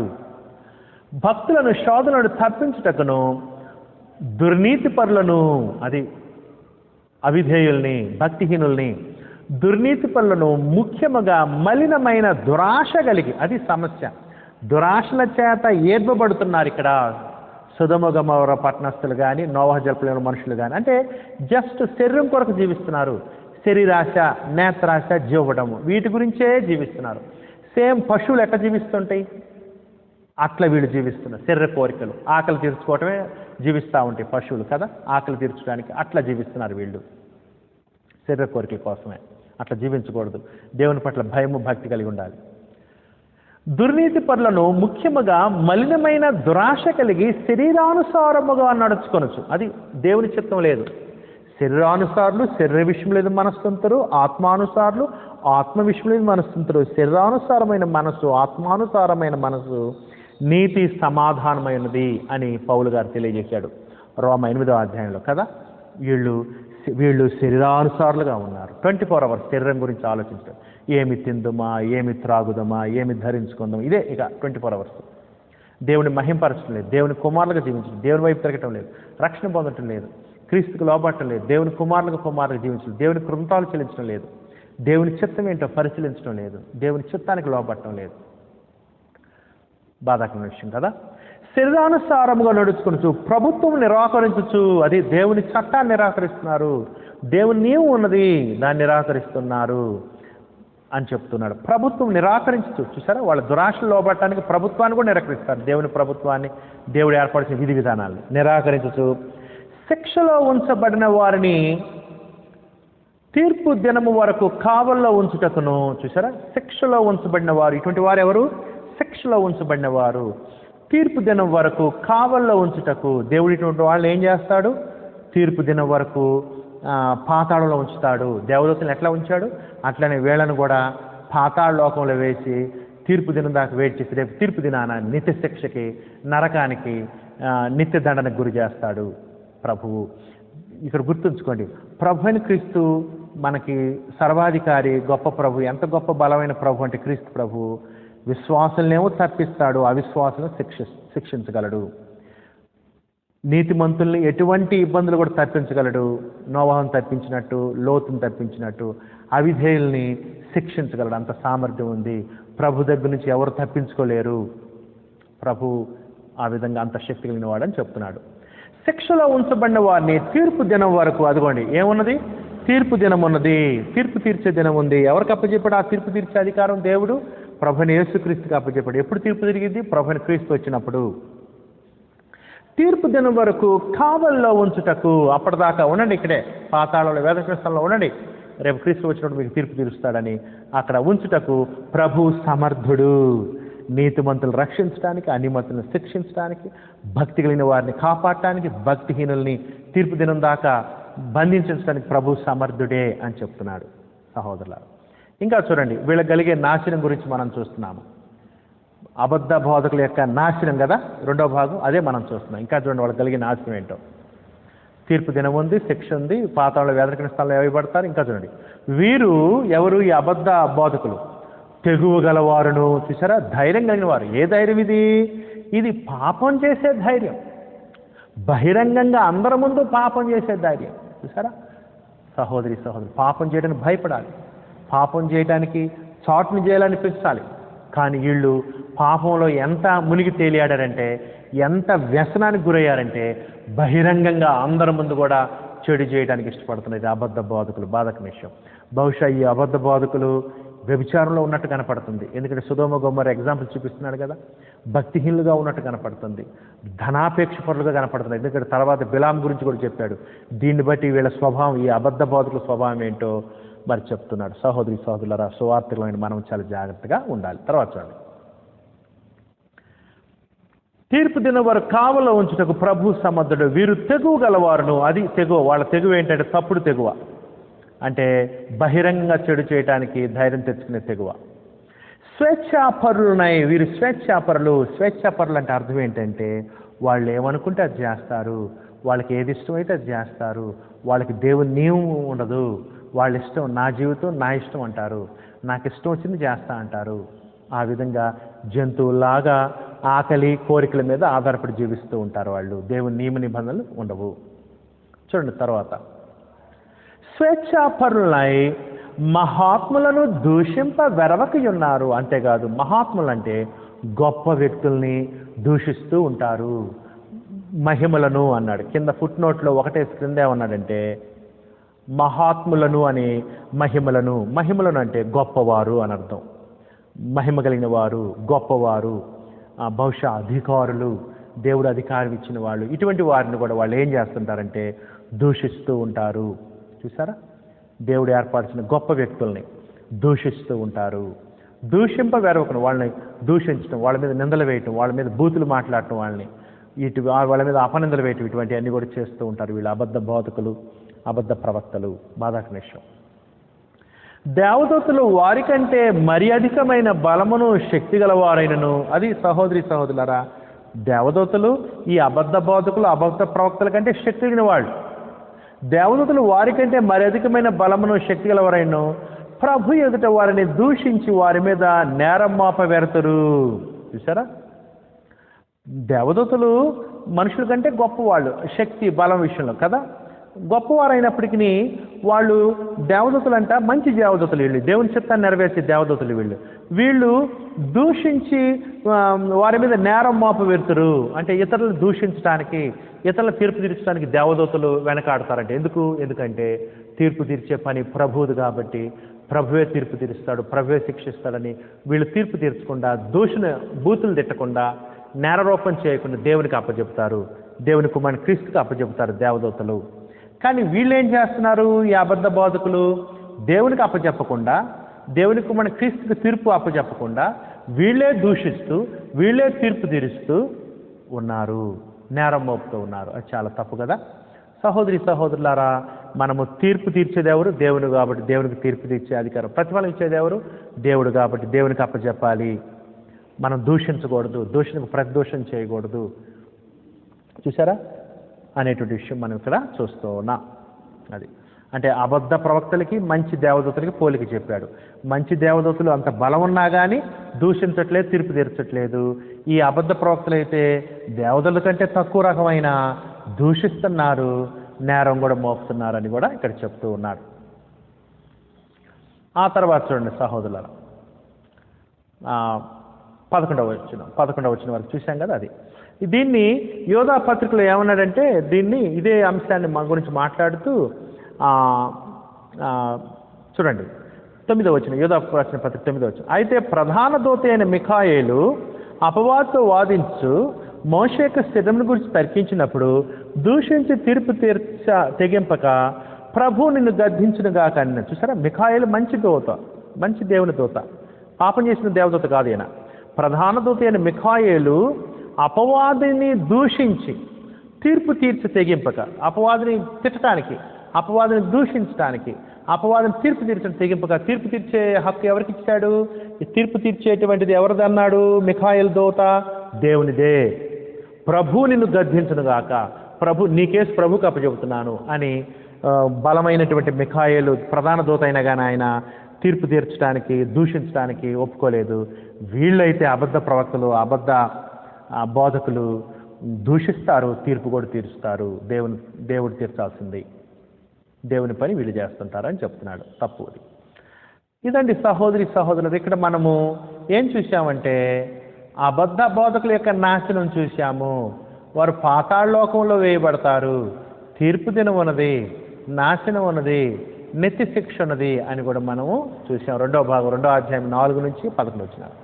ఆ తర్వాత 3వ భాగం చూద్దామండి. పేతురు రాసిన 2వ పత్రిక 2వ అధ్యాయం 3వ భాగం 2వ అధ్యాయం 12వ వచనం నుంచి 17వ వచనం వరకు, 2వ అధ్యాయం 12 నుంచి 17 వచనాల వరకు 3వ భాగం. ఇక్కడేం చెప్పాడంటే అబద్ధ బోధకుల యొక్క అనైతిక క్రియలు, అబద్ధ బోధకుల యొక్క పాపపు క్రియలు, వాళ్ళ యొక్క అనైతిక క్రియలు గురించి ఇక్కడ చెప్తున్నాడు. వారు చేసిన చెడు క్రియల గురించి చెప్తున్నాడు. వాళ్ళ యొక్క దుష్టత్వం గురించి ఇక్కడ చెప్తున్నారు. 2వ అధ్యాయం 12 నుంచి 17 వచనాల్లో అబద్ధ బోధకుల యొక్క అనైతిక క్రియల గురించి చెప్తున్నారు. అంటే మోరల్ కరప్షన్ అన్నమాట. నైతిక విలువలు లేకుండా జీవిస్తారు వీళ్ళు అని చెప్తున్నాడు. 12 నుంచి 17 వచనం చదువుదాం చూడండి. 3వ భాగం అండి ఇది 2వ అధ్యాయంలో. వారైతే పట్టబడి చంపబడుటకే స్వభావ సిద్ధముగా పుట్టిన వివేక శూన్యములకు మృగముల వలె ఉండి తమకు తెలియని విషయములను గురించి దూషించుచు తమ దుష్ప్రవర్తనకు ప్రతిఫలముగా హాని అనుభవించుచు తాము చేయు నాశనముతోనే తామే నాశనము పొందుదురు. చూసారా సహోదరులారా, ఈ అబద్ధ బోధకులు, అబద్ధ ప్రవక్తల గురించి చెబుతున్నాడు. ఇంకా ఏంటంట, వారైతే అబద్ధ బోధకులు, అబద్ధ ప్రవక్తలు పట్టబడి చంపబడుటకే స్వభావ సిద్ధముగా పుట్టిన వివేక శూన్యములకు మృగములు. అది వీరిని ఎవరితో పోల్చాడు? అబద్ధ బోధకుల్ని, అబద్ధ ప్రవక్తల్ని మృగాలతో పోల్చాడు. మృగాలకి ఏముండదు? వివేకం శూన్యం. మంచి చెడు తెలివి వివేచన వివేకం ఉండదు, జ్ఞాన వివేకములు ఉండవు, మనస్సాక్షి ఉండదు. మృగాలు ఎట్లయితే పైబడి రక్కి చీల్చి తింటాయో అట్లానే వీళ్ళు కూడా అబద్ధ బోధకులు, అబద్ధ ప్రవక్తలు అంత భయంకరులు. వాళ్ళకి దేవుని నీతి, దేవుని జ్ఞానము, దేవుని చిత్తము ఇవేం ఉండవు కానీ అమాయకుల మీద, కొత్తగా రక్షణ పొందిన క్రైస్తవుల్ని, అమాయకులైనటువంటి క్రైస్తవుల్ని, సత్యవాక్యం సరిగా తెలియని క్రైస్తవుల మీద పడి వాళ్ళని దోచుకోవటం, వాళ్ళని నాశనం చేయటం, వాళ్ళని చెడు క్రియల్లోకి నడిపించడం, వాళ్ళతో వ్యభిచరించడం, ఇవన్నీ కూడా చేస్తూ ఉన్నారనేటువంటి విషయం మనకి ఇక్కడ కనపడుతుంది. వారైతే చంపబడి పట్టబడ్డకే స్వభావ సిద్ధముగా పుట్టిన వివేక శూన్యములకు మృగముల వలె, వీళ్ళు మృగాలు లాంటి వాళ్ళు, దేవుని చిత్తం ఎరిగిన వారు. మృగాలు ఏం చేస్తుంటాయి అంటే ఆకలి అయినప్పుడు పైబడి చీల్చుకొని తింటా ఉంటాయి, ఆకలి కోసం బ్రతుకుతుంటాయి, ఆకలి కడుపు నింపుకోవటానికి. అట్లనే వీళ్ళు కూడా వారి కోరికలు తీర్చడానికి జీవిస్తూ ఉంటారు. తమకు తెలియని విషయములను గురించి దూషించుచు. అది ఇప్పుడు నీకు తెలిస్తే చెప్పొచ్చు, నువ్వు ఫలానా తప్పు చేశాను. తెలియదు నీకు, వాళ్ళు ఆ తప్పు చేసేట్లేదు, వాళ్ళని దూషించొచ్చా? నీకు తెలియదు వాళ్ళు చేసేట్లేదు, దూషించకూడదు. కానీ వీళ్ళు ఏం చేస్తున్నారు? తెలియని విషయములను గురించి దూషించచ్చు. తెలీదు యాక్చువల్ అయినా కానీ దూషిస్తున్నారు, ఏదో తెలిసినట్టు నటిస్తున్నారు. అది తప్పు, దూషించకూడదు. అసలు దూషించకూడదు తెలిసినా వీళ్ళు తెలియని విషయాల గురించి దూషిస్తున్నారు. ఇంకా తమ దుష్ప్రవర్తనకు ప్రతిఫలముగా హాని అనుభవించు. ఇటువంటి అబద్ధ ప్రవక్తలు, అబద్ధ బోధకులు ఈ లోకంలో జీవిస్తున్నప్పుడే కొంత శిక్ష అనుభవిస్తున్నారు, ప్రతిఫలం అనుభవిస్తున్నారు. జైల్లో వేయబట్టమో, వాళ్ళ మోసానికి తగ్గ ప్రతిఫలం అనుభవిస్తున్నారు, అవమానమో శిక్ష అనుభవిస్తున్నారు. రేపు తీర్పు దినాన అసలు శిక్ష ఉంటుంది అన్నమాట, శాశ్వతమైన శిక్ష, నిత్య శిక్ష ఉంటుంది. తమ దుష్ప్రవర్తనకు ప్రతిఫలముగా హాని అనుభవించు. అది దుష్ప్రవర్తన, చెడ్డ ప్రవర్తన వీళ్ళది అనుభవించు. తాము చేయు నాశనముతోనే తామే నాశనం పొందుదురు. అది వాళ్ళు నాశనం అవటానికి కారణం ఎవరు? వారే. సెల్ఫ్ సూసైడ్, వాళ్ళకు వాళ్ళే చంపుకున్నారు, వాళ్ళకు వాళ్ళే ఉరి పెట్టుకున్నారు, వాళ్ళకు వాళ్ళే నాశనం చేసుకున్నారు. బాధాకరణ విషయం. పొందుదురు. ఒకనాటి సుఖానుభవము సంతోషమని ఎంచుకొనొచ్చు. చూసారా, ఒకనాటి సుఖానుభవము సంతోషం ఎంచుకొనొచ్చు. అది ఒకనాటి సుఖానుభవము సంతోషం ఎంచుకోవచ్చు. ఒక్క పూట భోజనం కోసం తన జ్యేష్ఠత్వం నమ్ముకున్నాడుగా ఏసావు, అట్టనే వీళ్ళు కూడా ఒక్క పూట సంతోషం కోసం, లేకపోతే పగటి వేళ సంతోషం కోసం. అంటే అర్థం ఏంటంటే ఒకనాటి అనేటువంటి మాట ఇంగ్లీష్ బైబిల్లో ఏమన్నాడంటే డే టైం అన్నాడు. అంటే వెలుగులో అని అర్థం, అంటే పగలు అని అర్థం. పగలు సుఖానుభవము సంతోషమని ఎంచుకుందరు అంటే అర్థం ఏంటి? వీళ్ళు బహిరంగంగా పాపం చేస్తారు, అందరి ముందు చేస్తూ ఉంటారు. ఒకనాటి సుఖానుభవము సంతోషమని ఎంచుకొనొచ్చు. చూసారా, ఒక్క పూట ఆనందం కొరకు, కాసేపు ఆనందం కొరకు, కొద్దిపాటి ఆనందం కొరకు సుఖానుభవం సంతోషమని ఎంచుకుందరు. శాశ్వతమైన నిత్యత్వంతో కూడిన పరలోకం, నిత్యానందము, నిత్య సంతోషం ఉంది పరలోకం అనేది వదిలిపెట్టేసేసి వాళ్ళు ఒక్క పూట శరీర కోరికల కోసం దేనికైనా చేస్తూ ఉంటారు, తెగిస్తూ ఉంటారు. ఒకనాటి సుఖానుభవం సంతోషమని ఎంచుకుందరు. వారు కళంకములను అన్నాడు, నిందాస్పదములున్నాయి. కళంకములు, నిందాస్పదలు అంటే ఎవరు వాళ్ళు? వీళ్ళు మచ్చలు, ముడతలు, డాగులు, వీళ్ళు అటువంటి వాళ్ళు. అంటే క్రీస్తు యొక్క సంఘంలో వీళ్ళు ఎటువంటి వాళ్ళు? డాగు, మచ్చ, ముడత, నింద. వీళ్ళు ఈ డాగు కానీ, కళంక కానీ, మచ్చ కానీ, ముడత కానీ, నిందాస్పదంగా ఏమీ లేకుండా పరిశుద్ధమైనదిగా, నిర్దోషమైనదిగా, నిష్కలంకమైన మహిమగల సంఘంగా ఉంటానికి క్రీస్తు చనిపోతే వీళ్ళు అట్లా కాదు. వీళ్ళు క్రైస్తవులను చెప్పుకుంటూ కళంకం ఉంటుంది, మచ్చలుంటాయి, ముడతలుంటాయి, డాగులుంటాయి, ఆ పాపపు చేష్టలు ఇంకా వదిలిపెట్టలేదు. నిందాస్పదులున్నాయి అంటే అవమానం చేసే పనులు కలిగి, అవమానం కలిగిన వారుగా తమ ప్రేమ విందులలో మీతో కూడా అన్నపాలము పుచ్చుకొనొచ్చు. అది పైకి మటికి భక్తిగా ఉంటారు, పైకి ఉంటారు, ఎంత రహస్యంగా చేస్తూ ఉంటారు వీళ్ళు, రహస్యంగా చేస్తుంటారు. అంతేకాదు ఏం చేస్తారు వీళ్ళు? మీతో పాటు భోజనం చేస్తూ ఉంటారు. తమ ప్రేమ విందులలో మీతో కూడా అన్నపానులు పుచ్చుకొనొచ్చు. అంటే అన్నపానం పుచ్చుకోవటం అంటే అర్థం ఏంటి? ఎంతో క్లోజ్గా అన్యోన్య సహవాసం ఉన్నట్టుగా వీళ్ళు నటిస్తారు. ప్రేమ విందు కదా, ప్రేమ విందుల్లో మీతో కూడా అన్నపానులు పుచ్చుకొనొచ్చు. అంటే చక్కగా నటిస్తారు వీళ్ళు, నటిస్తూ ఉంటారు. పైకి ఒకటి, లోపలికి ఒకటి, అందరి ముందు ఒకటి, ఏకాంతంగా ఉన్నప్పుడు ఒకటి.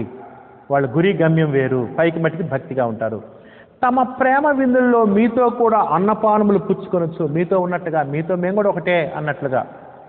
కానీ వాళ్ళ బోధ వేరు, వాళ్ళ చేష్టలు వేరు, వాళ్ళ క్రియలు వేరు, వారి గమ్యం వేరు, వారి యొక్క కోరికలు, ఆశ ఇవన్నీ కూడా వేరు. పుచ్చుకొనొచ్చు. తమ భోగముల యందు సుఖించుదురు. అది తమ భోగముల యందు వారు సుఖించే దేవుని బట్టి, దేవుడు క్రీస్తు ఇస్తున్న ఆశీర్వాదాలను బట్టి, ఆత్మ సంబంధమైన వాటిని బట్టి కాదు, శరీర సంబంధమైన వాటిని బట్టి. ఇంకా చూడండి వాళ్ళ లక్షణాలు చెప్తూ ఉన్నాడు. వారి యొక్క పతనమైనటువంటి అనైతిక స్థితి గురించి చెప్తున్నాడు. వారి యొక్క మోరల్ కరప్షన్, వాళ్ళ అనైతిక క్రియల గురించి చెప్తున్నాడు. ఎంత అక్రమంగా, అన్యాయంగా, అనైతికంగా వాళ్ళు ప్రవర్తిస్తారో చెప్తున్నాడు. ఇంకా 14 వచ్చిన వ్యభిచారాన్ని చూచి ఆశించుచు పాపము మానలేని కన్నులు గలవారు. అది వాళ్ళు ఆ పాపాన్ని విడిచిపెట్టలేదు. వారి యొక్క పాత జీవితాన్ని క్రీస్తు ప్రభుతో పాటు సిలువ వేయలేదు. వాళ్ళ యొక్క శరీరాశలు, నేత్రాశ, జీవడమ్మాన్ని సిలువ వేయలేదు. వీళ్ళు సమాధిలో పాతి పెట్టలేదు. వీళ్ళు ఇంకా కొనసాగుతున్నాయి అవి. వ్యభిచారాన్ని చూచి ఆశించు పాపము మానలేని కన్నులు గలవారు. ఎల్లప్పుడూ ఇదే దృష్టి వాళ్ళకి. వ్యభిచారాన్ని చూచి ఆశించుచు పాపం మానలేని కన్నులు గలవారును. అది స్త్రీని చూస్తే చాలు వాళ్ళ కోరికలన్నీ వ్యభిచారంతో కొన్ని కోరికలే గలవారును. అస్థిరులైన వారి మనస్సులను మరులు కొలుపుచు. అది చూసారా, ఈ మధ్యనే చెడును వదిలిపెట్టి బాప్తిస్మం క్రొత్తగా వచ్చిన క్రైస్తవ స్త్రీలు ఈ మధ్యనే క్రొత్తగా వచ్చినటువంటి అటువంటి వారిని లోపరుచుకుంటారు వీళ్ళు. చూసారా, బాధకమైన విషయం కదా.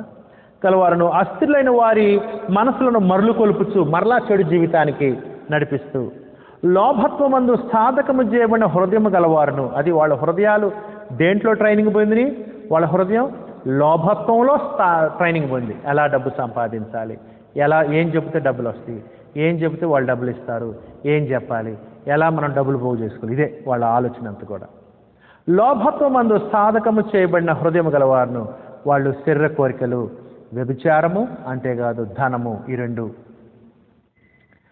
లోభత్వమందు సాధకము చేయబడిన హృదయము గలవారికి ఎప్పుడు ఇదే ఆలోచన అన్నమాట వాళ్ళకి. శాపగ్రస్తులు అయ్యండి. వీరెవరు? శాపగ్రస్తులు సహోదరి సహోదరులారా, ఇటువంటి వారు శాపగ్రస్తులు అని చెప్తున్నాడు. 15 వచనం. 2 తిన్నని మార్గమును విడిచి బెయోరు కుమారుడైన బిలాము పోయిన మార్గమును బట్టి త్రోవ తప్పిపోయి. 4 ఎగ్జాంపుల్. బిలాము వీళ్ళని బిలాముతో పోల్చాడు. బిలాము వీళ్ళకి చక్కటి ఉదాహరణ. బిలాము కూడా ప్రవక్తే. బిలాము ప్రవక్త అనుజనులకి కదా. మెసొపొతేమియాలో అతను ప్రవక్త, మంచి పేరున్నవాడు, దేవుని ప్రవక్త. యెహోవా దేవుని గురించి తెలుసు, యెహోవా దేవుడు చెప్పింది బోధించేవాడు ప్రవక్త. అయితే ఏం చేశాడు? ప్రవక్త కాస్త సోది చెప్పేవాడయ్యాడు, ప్రవక్త కాస్త అబద్ధ ప్రవక్త అయ్యాడు. దేనికి? ఆ యొక్క మోయాబీలు ఇస్తున్నటువంటి డబ్బుకు ఆశపడి దేవుని చిత్తం శపించొద్దంటే శపించడానికి ఇష్టపడినవాడు ఈ యొక్క బిలాము. అంటే అర్థం ఏంటంటే దేవుని ప్రవక్తగా ఉండి దొంగ ప్రవక్తగా, మంచి బోధకుడిగా ఉండి చెడ్డ బోధకుడిగా, గొప్ప ప్రవక్తగా ఉండి అబద్ధ ప్రవక్తగా తయారైన వాడు ఈ యొక్క బిలాము. అట్లాంటి వాళ్ళే వీళ్ళు కూడా. కొద్దికాలం రక్షణ పొందారు, బాగానే ఉన్నారు, ప్రభు చేత కొనబడ్డారు, కొంతకాలం బాగానే ఉన్నారు. తర్వాత శరీర కోరికలను బట్టి, శరీర దురాశలను బట్టి, లోభత్వమును బట్టి, వ్యభిచార మనస్సును బట్టి, లేకపోతే శరీర కోరికలను బట్టి, వికారయుక్తమైనటువంటి కోరికలను బట్టి వాళ్ళు ఈ విధంగా ప్రవర్తిస్తూ ఉన్నారు. తర్వాత చూడండి, తిన్నని మార్గమును విడిచి బెయోరు కుమారుడైన బిలాము పోయిన మార్గం బట్టి త్రోవ తప్పిపోయి, అది ఇదివరకు త్రోవలో ఉన్నారు, తర్వాత తప్పిపోయారు వీళ్ళు, అబద్ధ ప్రవక్తలు. బాధాకరణ విషయం. ఆ బిలాము దుర్నీతి వలన కలుగు బహుమానమును ప్రేమించను. అది అంటే దుర్నీతి వలన కలుగు బహుమానం. దేవుడు శపించవద్దన్నాడు, వాళ్ళని శపిస్తే నాకు డబ్బులు వస్తాయి అనేటువంటి ఆశ కలిగిన వాడు బిలాము. బిలాము డబ్బు కోసం తప్పుడు బోధ చేసిన వాడు. మోయాబీలు డబ్బు ఇస్తారంటే వాళ్ళని చెడులోకి చివరికి ఏమని బోధించాడు బిలాము? బాలాక్కి ఏమని బోధించాడంటే, అయ్యా యెహోవా దేవుడు వాళ్ళని శిక్షించాలంటే వాళ్ళతో వ్యభిచారం చేయించు, వాళ్ళతో విగ్రహారాధన చేయొచ్చు, అప్పుడు వాళ్ళ దేవుడే వాళ్ళని యెహోవా దేవుడే శిక్షిస్తాడు. ఎందుకంటే దేవునికి వ్యభిచారం అన్న విగ్రహారాధన ఇష్టం లేదు. ఈ రెండు కనుక ఇశ్రాయేలుతో చేయిస్తే దేవుడే వాళ్ళని శిక్షిస్తాడని తప్పుడు బోధ చేసిన వాడు బిలాము. వాళ్ళ డబ్బులు ఆశపడి, ఇది బాధకర విషయం. అనేకులు చనిపోయారు. ఒక్క దినం మందే 23,000 మంది, 24,000 మంది ఆ వ్యభిచారం వల్ల చనిపోయారు, విగ్రహారాధన వల్ల కదా సహోదరులారా. అది అట్లాంటి బోధ చేసిన వాడు. ఈ అబద్ధ బోధకులు, ఈ అబద్ధ ప్రవక్తలు డబ్బు కోసం బోధ చేయటం. దయచేసి సువార్థికులారా, సహోదరులారా, ప్రత్యేకంగా సువార్థికులు చాలా జాగ్రత్తగా ఉండాలి. సువార్థికులు డబ్బు కోసం బోధించకూడదు, దేవుని సత్యం కోసం బోధించాలి. డబ్బు కోసం బోధించకూడదు, ఆత్మల రక్షణ కొరకు బోధించాలి. డబ్బు కోసం బోధించకూడదు, మనుషుల్ని నరకం నుంచి పరలోకానికి నడిపించాలనే ఉద్దేశంతో బోధించాలి. మనుషుల్ని సాతాను చెరలో నుంచి క్రీస్తు యొక్క రాజ్యంలోనికి దేవుని వైపు త్రిప్పాలి అనే ఉద్దేశంతో మనం బోధించాలి. అటువంటి ఆలోచన మనం కలిగి ఉండాలి. అయితే తాను చేసిన అతిక్రమం నిమిత్తం అతడు గర్జింపబడిను. ఎట్లనగా నోరులేని గార్ధబము మానవ స్వరముతో మాట్లాడి ఆ ప్రవక్త యొక్క వెర్రితనము అటగించిన. దేవుడు బిలాము సమయంలో గొప్ప అద్భుతాలు చేశాడు. దేవదూత కనపడ్డాడు ఖడ్గం పట్టుకొని, అయినా మనసు మార్చుకోలేదు బిలాము. గాడిద మాట్లాడింది, అయినా మనసు మార్చుకోలేదు. దేవుడు కళల ద్వారా మాట్లాడాడు, అయినా మనసు మార్చుకోలేదు. ఎవరు? బిలాము. బిలాముకి దేవునితో డైరెక్ట్ కమ్యూనికేషన్ ఉంది. బిలాముకి ప్రవక్త గొప్ప గొప్ప అద్భుతాలు చూశాడు. గాడిద మాట్లాడింది, అయినా కానీ చివరికి మనసు మార్చుకోలేదు. బాధకర విషయం కదా.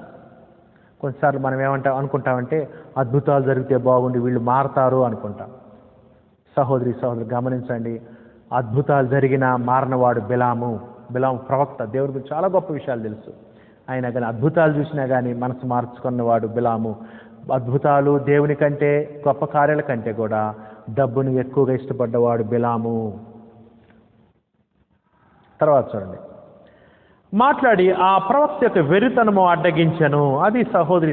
తర్వాత చూడండి, వీరు ఈ అబద్ధ ప్రవక్తలు, బోధకులు నీళ్లు లేని బావులే దూరం చూస్తే బావిలాగా కనపడింది, నీళ్లు ఉన్నట్టే కనపడింది. దగ్గరికి వచ్చి చూస్తే మటుకి లోపల తలంచి బావిలో చూస్తే నీళ్ళే ఉండవు. అట్లాంటి వాళ్ళు ఈ అబద్ధ ప్రవక్తలు. పైకి అంగీలు వేసుకుంటారు, పైకి సిలువు గుర్తులు పట్టుకుంటారు, పైకి వేషధారణ, పైకి బైబిల్ పట్టుకుంటారు, పాటల పుస్తకం పట్టుకుంటారు, చిన్నగా నడుస్తారు, పొడవాటి డ్రెస్ వేసుకుంటారు, తెల్ల అంగీలు వేసుకుంటారు. ఇక వీళ్ళే నిజమైన సేవకులు అన్నట్టు కనపడతారు. కానీ వాళ్ళ అంతరంగాన్ని చూస్తే నీళ్లు లేని బావి, ఎటువంటి ఫలాలు ఉండవు, ఎటువంటి నీతి ఫలాలు ఉండవు. అంత ఎట్లాగైతే సమాధి పైకి సొన్నం కొట్టి బాగా కనపడిద్దో లోపల చూస్తే కుళ్ళు కల్మషము అట్లా ఉంటే వీళ్ళ బ్రతుకులు అట్లా ఉండకూడదు. మనము అబద్ధ ప్రవక్తల్లాగా అబద్ధ బోధకులాగా ఉండకూడదు. వాళ్ళకి గొప్ప శిక్ష ఉందని చెప్తున్నాడు. వీరు నీళ్లు లేని బావులను పెనుగాలికి కొట్టుకొని పోవు మేఘములనై ఉన్నారు. వీళ్ళు మేఘాలు వస్తే ఏమనుకుంటాం మనం, వర్షం వస్తుంది అనుకుంటాం. కానీ కాసేపు గాలి కొట్టగానే వెళ్ళిపోతాయి మేఘాలు, వర్షం ఉండదు, పాడు ఉండదు. అట్లాంటి వాళ్ళు వీళ్ళు చూడటానికి మంచి నీళ్లతో ఉన్నవాళ్ళు అనిపిస్తారు. కానీ దగ్గరికి వెళ్ళి చూస్తే ఏముండదు, గాలి వచ్చే లెక్క కొట్టుకుపోయిన మేఘాల్లాగా. ఎటువంటి మంచి నీతి ఫలాలు వీళ్ళలో ఉండవు. వీరు నీళ్లు లేని బావులను పెనుగాలికి కొట్టుకొని పోవు మేఘములై ఉన్నారు. వీరి కొరకు గాఢాంధకారము భద్రము చేయబడినది. కటికం చీకటి గల బిలమన్నాడు ఇందాక, అదే ఇది కూడా గాఢాంధకారము. పాతాళంలో గాఢాంధకారం ఉంది, చీకటి ఉంది, కటిక చీకటి ఉంది. అక్కడ వీళ్ళు భద్రం చేయబడింది. ఎందుకు భద్రం? తీర్పు దినం వరకు వాళ్ళు అక్కడ భద్రం చేయబడతారు అని ఇక్కడ చెప్తూ ఉన్నాడు. సహోదరులారా, ఇక్కడ మనం చూసినట్లయితే ఇది 3వ భాగము. పేతురు రాసిన 2వ పత్రిక 2వ అధ్యాయం 12-17 వచనాలు 3వ భాగము. ఇక్కడ ఏం చూసాం? అబద్ధ బోధకుల యొక్క అనైతిక చర్యలు, పాపపు క్రియలను మనం చూసాము. 4 ఉదాహరణలు చూపించాడు. నోవాహు జలప్రళయం గురించి, సొదొమ గొమొర్రా పట్టణాల గురించి, దేవదూతల గురించి, ఆ తర్వాత బిలాము గురించి చాలా విషయాలు మనం నేర్చుకున్నాం కదా. ఈ 4 ఎగ్జాంపుల్స్ చూసినప్పుడు చాలా బుద్ధి బోధ. అంటే నీతిగా బోధించిన వాడిని దేవుడు కాపాడుతాడు, అనీతిమంతుల్ని అబద్ధ బోధకులు దేవుడు శిక్షిస్తాడు. దేవుడి నీతి న్యాయాలను బట్టి దినదినము తన మనసును నొప్పించుకున్నట్టు బాధపరుచుకుంటూ పాపం జోలిపోకుండా వాళ్ళని కాపాడతాడు. శరీర కోరికలు, వ్యభిచారము, లోభత్వంలో మునిగి తేలియాడుతున్న వారిని భస్మం చేస్తాడు, నాశనం చేస్తాడు, నిత్య శిక్ష గురి చేస్తాడు. వారి ఆత్మల్ని పాతాళ లోకమందులు కటిక చీకటి గల బిలములోనికి దేవతలు నెట్టివేసినట్టు వీళ్ళని కూడా గాఢాంధకారంలోనికి నెట్టివేస్తాడు అని మనం చూస్తున్నాము. ఈ విధంగా 3వ భాగం ఏంటంటే అబద్ధ బోధకులు, అబద్ధ ప్రవక్తల యొక్క అనైతిక క్రియలను మనం చూసాము. ఆ తర్వాత చివరిగా 2వ అధ్యాయంలో 4వ భాగం చూద్దాం. 2వ అధ్యాయము 18వ వచనం నుంచి 2వ వచనం వరకు అబద్ధ బోధకుల యొక్క మోసాలను చూద్దాం. 2వ అధ్యాయం 18 నుంచి 2 వచనాలు. ఇది 4వ భాగం ఈ 2వ అధ్యాయం. దయచేసి గమనించవలసిందిగా కోరుచున్నాను. 18 నుంచి 2 వచనాలు. వీరంటే ఎవరు? అబద్ధ బోధకులు, అబద్ధ ప్రవక్తలు. వీరు వ్యర్థమైన డంబపు మాటలు పలుకుచు. చూసారా ఏం పలుకుతారు వీళ్ళు? దేవుని వాక్యాన్న పలికేది కాదు. డంబపు మాటలు, గర్వంతో కూడిన మాటలు, గొప్ప మాటలు.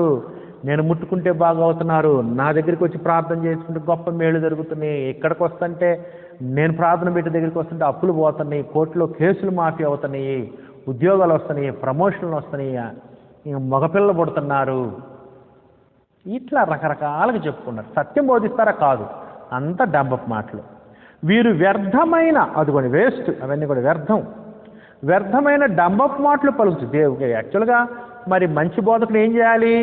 దేవుని వాక్యాన్ని తీసి వివరించాలి, అర్థమయ్యే రీతిలో జ్ఞాపకాన్ని తీసుకురావాలి, దేవుని చిత్తాన్ని ఉన్నదన్నట్టుగా బోధించాలి. ముందు తను సిద్ధపడాలి, ఆ సిద్ధపడిన దాన్ని చక్కగా అర్థమయ్యే రీతిలో ఉదాహరణలు చెప్తూ నేర్పించాలి. అది బోధకుడు చేయాల్సిన పని.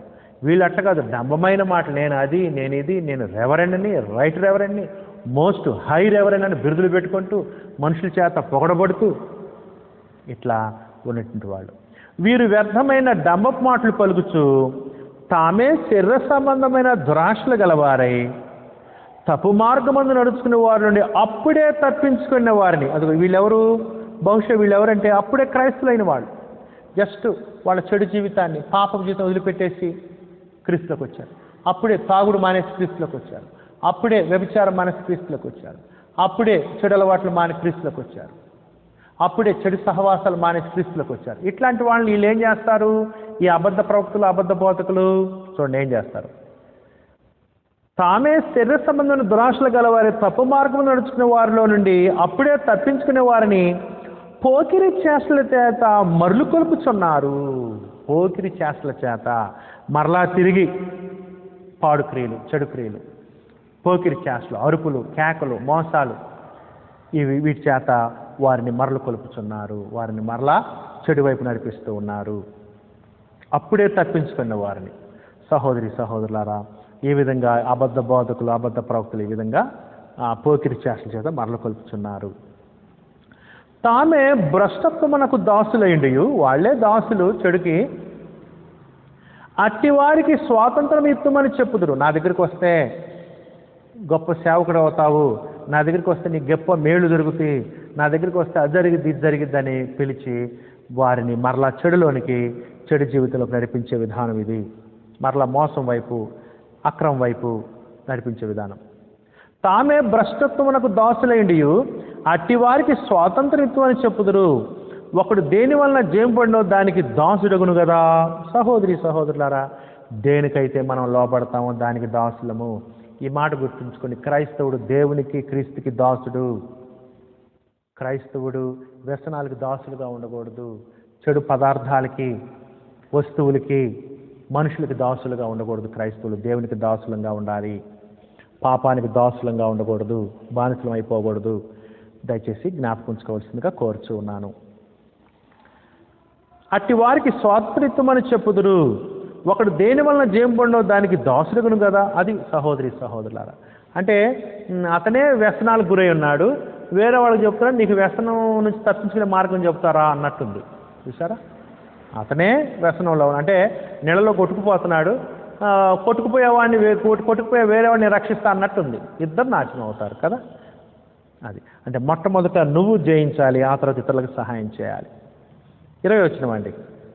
వారు ప్రభువును రక్షకుడైన యేసుక్రీస్తు విషయమైన అనుభవ జ్ఞానము చేత ఈ లోకమాలను తప్పించుకున్న తరువాత, చూసారా సహోదరి సహోదరులారా, మనము క్రీస్తు యొక్క సువార్తను విన్నా, జ్ఞానాన్ని పొందాం, నమ్మి బాప్తిసం తీసుకొని రక్షించబడ్డాం.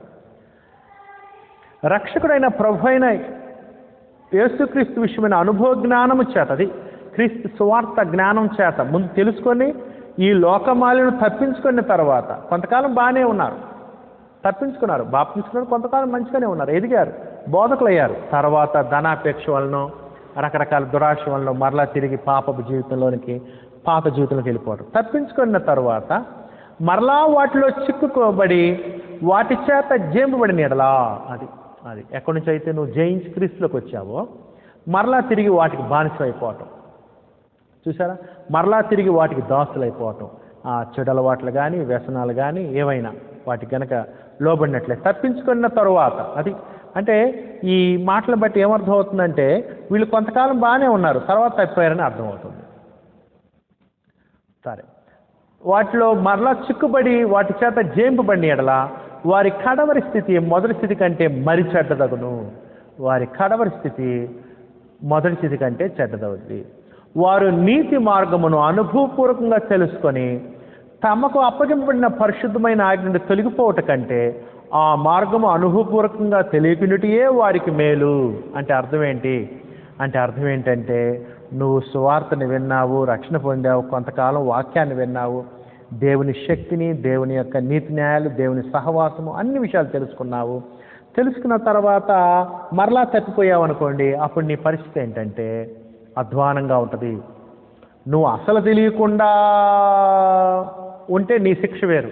అసలు నీకు క్రీస్తు యొక్క సువార్త తెలియకుండా నువ్వు లోకంలో జీవిస్తూ ఉంటే నీకు శిక్ష వేరు. నువ్వు అన్నీ తెలుసుకొని వచ్చి లోబడి ప్రభువుని రుచి చూచి ఆత్మసంబంధ వరాల్లో పాలివాడవై అన్నీ తెలుసుకున్న తర్వాత మరలా తప్పిపోయావనుకో, నీకు ఇంకా ఎక్కువ శిక్ష ఉంటుంది. ఎవరికి ఎక్కువ ఇస్తారో వాళ్ళకి ఎక్కువ బాధ్యులు అని చెప్పాడు కదా క్రీస్తు ప్రభు.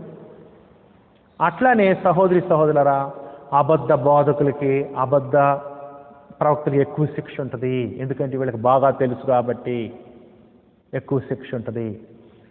లూకా సువార్త 20:47 కూడా అక్కడ శాస్త్రుల గురించి, వేషధాల గురించి మాట్లాడుతూ ధర్మశాస్త్రోపదేశం క్రీస్తు ఏమన్నాడు? మీకు మరి కఠినమైన తీర్పు ఉంటుందని చెప్పాడు లోకా 20:47. ఆ తర్వాత యాకోబు 3:1 ఏమన్నాడు? బోధకులమైన మనము మరి కఠినమైన తీర్పు పొందమని ఎరిగి, బోధకులు కఠినమైన తీర్పు ఉంటుంది. ఈ మాట గుర్తుంచుకోండి. బోధకులు నమ్మకంగా ఉంటే గొప్ప బహుమానం ఉంది, బోధకులు నమ్మకంగా లేకపోతే గొప్ప శిక్ష కూడా ఉంది. చూసారా, క్రైస్తవుడిగా మంచి జీవితం చేస్తే గొప్ప బహుమానం ఉంది, క్రైస్తవుడిగా మంచి జీవితం చేస్తే గొప్ప శిక్ష కూడా ఉంది. ఎంత గొప్ప బహుమానం ఉందో అంత గొప్ప శిక్ష కూడా ఉంది. కనుక శిక్ష కూడా ఉంది అవిధేయులైతే. అందుకని మొదటి స్థితి కంటే కడప స్థితి మరి చెడ్డదగిద్దంటే అర్థం ఏంటంటే అసలు వీళ్ళు క్రీస్తుకి సువార్త తెలుసుకొని లోకంలో ఉంటే నచ్చితే అప్పుడు శిక్ష తక్కువగా ఉంటుంది. తెలుసుకొని వచ్చి అన్ని అనుభవించి తప్పు చేశారనుకోండి, ఈ శిక్ష ఎక్కువ ఉంటుంది, ఎక్కువ బాధ్యులు అనేటువంటి విషయాన్ని ఇక్కడ తెలియజేస్తూ ఉన్నాడు అనమాట. అది ఇక్కడ దానికి భావం. వారి కడవరి స్థితి మొదటి స్థితి కంటే మరి చెడ్డదగను. వారు నీతి మార్గమును అనుభవపూర్వకంగా తెలుసుకుని, అది చక్కగా తెలుసుకున్నారు. దేవుని గొప్పతనం గురించి, క్రీస్తు గొప్పతనం గురించి తెలుసుకున్నారు. రక్షణలో కొనసాగారు, నమ్మకం ఉన్నారు, వాక్యం విలువ తెలిసింది, ఏది మంచో ఏది చెడో, ఏది నీతో ఏది అనీతో, ఇవన్నీ తెలుసుకున్నారు వాళ్ళు. వారు నీతి మార్గం అనుభవపూర్వకంగా తెలుసుకొని తమకు అప్పగింపబడిన పరిశుద్ధమైన ఆజ్ఞ నుండి, క్రీస్తు యొక్క సువార్త పరిశుద్ధమైన ఆజ్ఞ, నీతి మార్గం క్రీస్తు యొక్క సువార్త ఆజ్ఞ తొలగిపోవట కంటే ఆ మార్గము అనుభవపూర్వకంగా తెలియకుండాయే వారికి మేలు.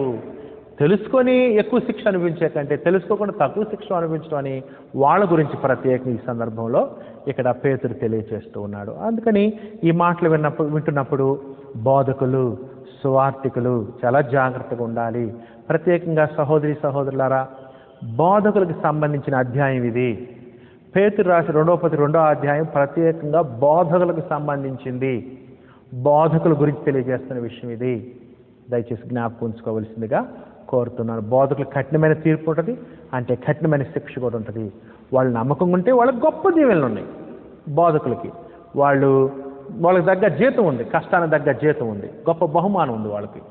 అట్లానే నువ్వు బోధకుడిగా ఉండి సరిగ్గా లేకపోతే అంత గొప్ప శిక్ష కూడా నీకున్నది అనేటువంటి దేవుడు ఇక్కడ తెలియజేస్తున్నాడు. సువార్థికులు చాలా జాగ్రత్తగా ఉండాలి. ఎందుకంటే మనం దేవుని పని చేస్తున్నాం, దేవుని వాక్యాన్ని బోధిస్తున్నాం, దేవునితో చలగాటం పెట్టుకోకూడదు. దేవుని చేతిలో పడటం మిక్కిలి భయంకరం. అందుకని దేవుని చిత్తం ఏంటో మనం అర్థం చేసుకుంటాను. చాలా జాగ్రత్తగా వినయ విధేయతలతో సాత్వికంతో దేవుని చిత్తాన్ని మనము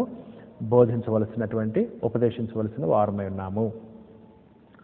కుక్క తన వాంతికి తిరిగినట్టును, చూసారా, కడుగుబడిన పంది బురదలో దొరటకు మలినట్టును అను నిజమైన సామెత చొప్పున వీరికి అబద్ధ బోధకులు, అబద్ధ ప్రవక్తలకి సంభవించను. అంటే మరలా తిరిగి లోకంలో కలిసిపోతే ఏంటంటే కుక్క తన వాంతికి తిరిగినట్టును. కుక్క కక్కిద్ది, చూసారా. కక్కిందంటే అర్థం ఏంటి? కక్కిందంటే సరిగా లేదనే కదా, సరైన పదార్థం కాదనే కదా కక్కిందంటే. మరి సరైన పదార్థాన్ని కక్కినప్పుడు నువ్వేం చేయాలి? దాన్ని తినకూడదు. కానీ ఏం చేస్తుంది? కుక్క మళ్ళా అంటే వీళ్ళ బుద్ధి కుక్క. వీళ్ళని దేంతో పోల్చాడు? క్రూర మృగాలు. అంతేకాదు కుక్క వీళ్ళ బుద్ధి. కుక్క అంటే అర్థం ఏంటి? కుక్కతో ఎందుకు పోల్చాడు వీళ్ళని? ఎందుకంటే వాళ్ళు కక్కారు పాపాన్ని, మరలా దాన్ని తింటూ ఉన్నారు కాబట్టి. అంటే తిరిగి మరలా అవే పాప క్రియలు చేస్తున్నారు కాబట్టి. కడగబడిన పంది బురదలో దొర్లుటకు మళ్ళినట్లును. పంది ఏం చేసింది? కడగబడింది, మరలా దొర్లుటకు, ఏదో అట కాలు పెట్టి వద్దామని కాదు, దొర్లుతుందంట బురదలో. అట్లా అంటే పాపంలో మునిగిపోవటం, పాపంలో కొనసాగటం, పాపంలో నిలిచి ఉండటం. సహోదరిసులు అట్లా మనం ఉండకూడదు. దయచేసి గుర్తుంచుకుని, క్రైస్తవుడు కానీ సువార్థకుడు కానీ పాపములో నిలిచి ఉండకూడదు, పాపములో కొనసాగకూడదు, పాపములో బొర్లాడకూడదు. ఒకవేళ క్రైస్తవుడు కానీ సువార్థుడు కానీ ఏదైనా తప్పు చేసినప్పుడు, పాపం చేసినప్పుడు వెంటనే ఆ విషయంలో మనసు మార్చుకొని దేవుని క్షమాపణ వేరు సరి చేసుకొని ముందుకు పరిగెత్తాలి విశ్వాస యాత్రలో. దాంట్లోనే కొనసాగకూడదు, దాంట్లోనే బొర్లాడకూడదు, దాంట్లోనే జీవించకూడదు, పాపంలో నిలిచి ఉండకూడదు, పాపంలో జీవించకూడదు. పరిశుద్ధులుగా ఉండడానికి ప్రయత్నించాలి, ముందుకు పరిగెత్తాలి. క్రీస్తు వైపు చూస్తూ మనం పరిగెత్తూ ఉండాలి విశ్వాస జీవితంలో. ఒకవేళ కింద పడిన వాడు ఏం చేస్తాడని చెప్పి ఇర్మియా గారు? లేచి దులుపుకొని పరిగెత్తాలి ముందుకి. అంతేగాని కింద పడి అంతే ఉండడు కదా, దులుపుకొని ముందుకు పరిగెత్తాలి. అది క్రైస్తవ జీవితము. అటువంటి విశ్వాసంతో మనం పరుగు పందాన్ని పరిగెత్తవలసినటువంటి వారమై ఉన్నాము. పాపంలో జీవించకూడదు, పాపంలో దొరలకూడదు, పాపంలో కొనసాగకూడదు, పాపంలో నిలిచి ఉండకూడదు, పాపంలో జీవించకూడదు అనేటువంటి విషయాన్ని ఇక్కడ మనం చూస్తూ ఉన్నాం. అదండి సహోదరి సహోదరులారా, ఈ యొక్క 2వ అధ్యాయం యొక్క సారాంశము. మనం మొత్తం 4 భాగాలు చేశాం. మొదటి భాగంలో మనము నాశనకరమైన బోధలు అని చూసాం. తర్వాత 2వ భాగంలో అబద్ధ బోధకుల నాశనం చూసాం. 3వ భాగంలో అబద్ధ బోధకుల యొక్క అనైతిక క్రియలు చూసాం. 4వ భాగంలో అబద్ధ బోధకుల యొక్క మోసాలు చూశాము. ఇటువంటి అబద్ధ బోధకులు, అబద్ధ ప్రవక్తలు సృష్టి ప్రారంభం నుంచి ఉన్నారు. ఈనాడు కూడా సంఘాల్లో, సమాజంలో ఉంటారు. ఇటువంటి వారిని మనం చాలా జాగ్రత్తగా గమనించాలి. ఇటువంటి వారితో మనం సహవాసం చేయకూడదు. అందుకని సువార్తికులు వాక్యం చెప్పేటప్పుడు వాళ్ళు చెప్పే విషయాలు ఆ విధంగా ఉన్నాయో లేవో మనం పరిశీలించాలి. దేవుడు ప్రతి ఇంట్లో 4-5 బైబిల్స్ ఉంటాయి. ప్రతి ఒక్కరి దగ్గర బైబిల్ ఉంది. చక్కగా చెప్పే విషయాలు గమనించాలి. ఏ వచనాలు చెప్తున్నాడు, ఏ అధ్యాయం, ఏ పుస్తకం అనేది చూసుకోవాలి, తెలుసుకోవాలి. నువ్వు కూడా స్వపరిశీలన చేయాలి. అప్పుడు ఎప్పుడైతే లేఖనాలు సరిపోతాయో అప్పుడు ఆ బోధని అంగీకరించాలి. వాక్యానుసారంగా లేనప్పుడు ఆ బోధని అంగీకరించకూడదు. అందుకని మనం ఎట్లయితే అనుదినం పరిశీలిస్తూ ఉంటామో, కూరగాయలు కొనేటప్పుడు పరిశీలిస్తూ ఉంటాము కదా, పెళ్లి చేసుకునేటప్పుడు పరిశీలిస్తాము, ఉద్యోగం కోసం ప్రయత్నించేటప్పుడు పరిశీలిస్తాము, స్థలం కొనేటప్పుడు పరిశీలిస్తాము, ఇల్లు కట్టేటప్పుడు పరిశీలిస్తాం, వస్తువులు కొనేటప్పుడు పరిశీలిస్తాం. అన్నిటిని ఎలా అయితే పరిశీలించి పరిశోధించి మంచి వాటిని ఎన్నుకోవడానికి ప్రయత్నిస్తూ కృషి చేస్తూ ఉంటామో అనుదిన జీవితంలో, అట్లానే మనము ఆత్మ సంబంధ జీవితంలో దేవుని విషయాల్లో కూడా జాగ్రత్తగా బైబిల్ దగ్గర పెట్టుకుని చెప్పే విషయాలు జాగ్రత్త పోల్చుకుంటూ వచనాలు ఆ విధంగా ఉన్నాయో లేవో చూసుకుంటూ మనము ఆ యొక్క బోధ వాక్యానుసారంగా ఉన్నప్పుడు దాన్ని అంగీకరించాలి. వాక్యానుసారంగా లేనప్పుడు దాన్ని మనం అంగీకరించాల్సిన అవసరం లేదు. అంతేకాదు మరి సరైనటువంటి వాక్యరీతిగా జీవించినటువంటి సువార్థికులతోటి, బోధకులతో సహవాసం చేయకూడదు. వాళ్ళ నుంచి దూరం అయిపోవాలి. అంతేకాదు మనము పాపం చేయకూడదు, పాపం చేసి వారితో పాలివారవకూడదు. ఆ విధంగా అబద్ధ బోధకులు ఉంటే వాళ్ళకి డబ్బులు ఇవ్వటం, వాళ్ళు అబద్ధ బోధకులుగా తేలింది అటువంటి వాళ్ళకి డబ్బులు ఇవ్వటము, వాళ్ళని ప్రోత్సహించడం చేయకూడదు. అంతేకాదు దుర్బోధని మనం ఖండిస్తూ ఉండవలసినటువంటి వారమై ఉన్నాము. ఆ విధంగా విశ్వాస యాత్రని మనం కొనసాగించాలి. ఇంతవరకు కూడా ఎంత జాగ్రత్తగా ఉన్నందుకు మీ అందరికీ కృతజ్ఞతలండి. మరి ఈ అధ్యాయంలో కంఠస్థ వచనాలు ఏమీ లేవు. ప్రభు చిత్తం అయితే రాబోయే రోజుల్లో మనం 3వ అధ్యాయాన్ని నేర్చుకుందాం. పేతురు రాసిన 2వ పత్రిక 3వ అధ్యాయాన్ని నేర్చుకొని ఈ పుస్తకాన్ని ముగిద్దాం. మీ అందరికీ హృదయపూర్వక వందనాలు.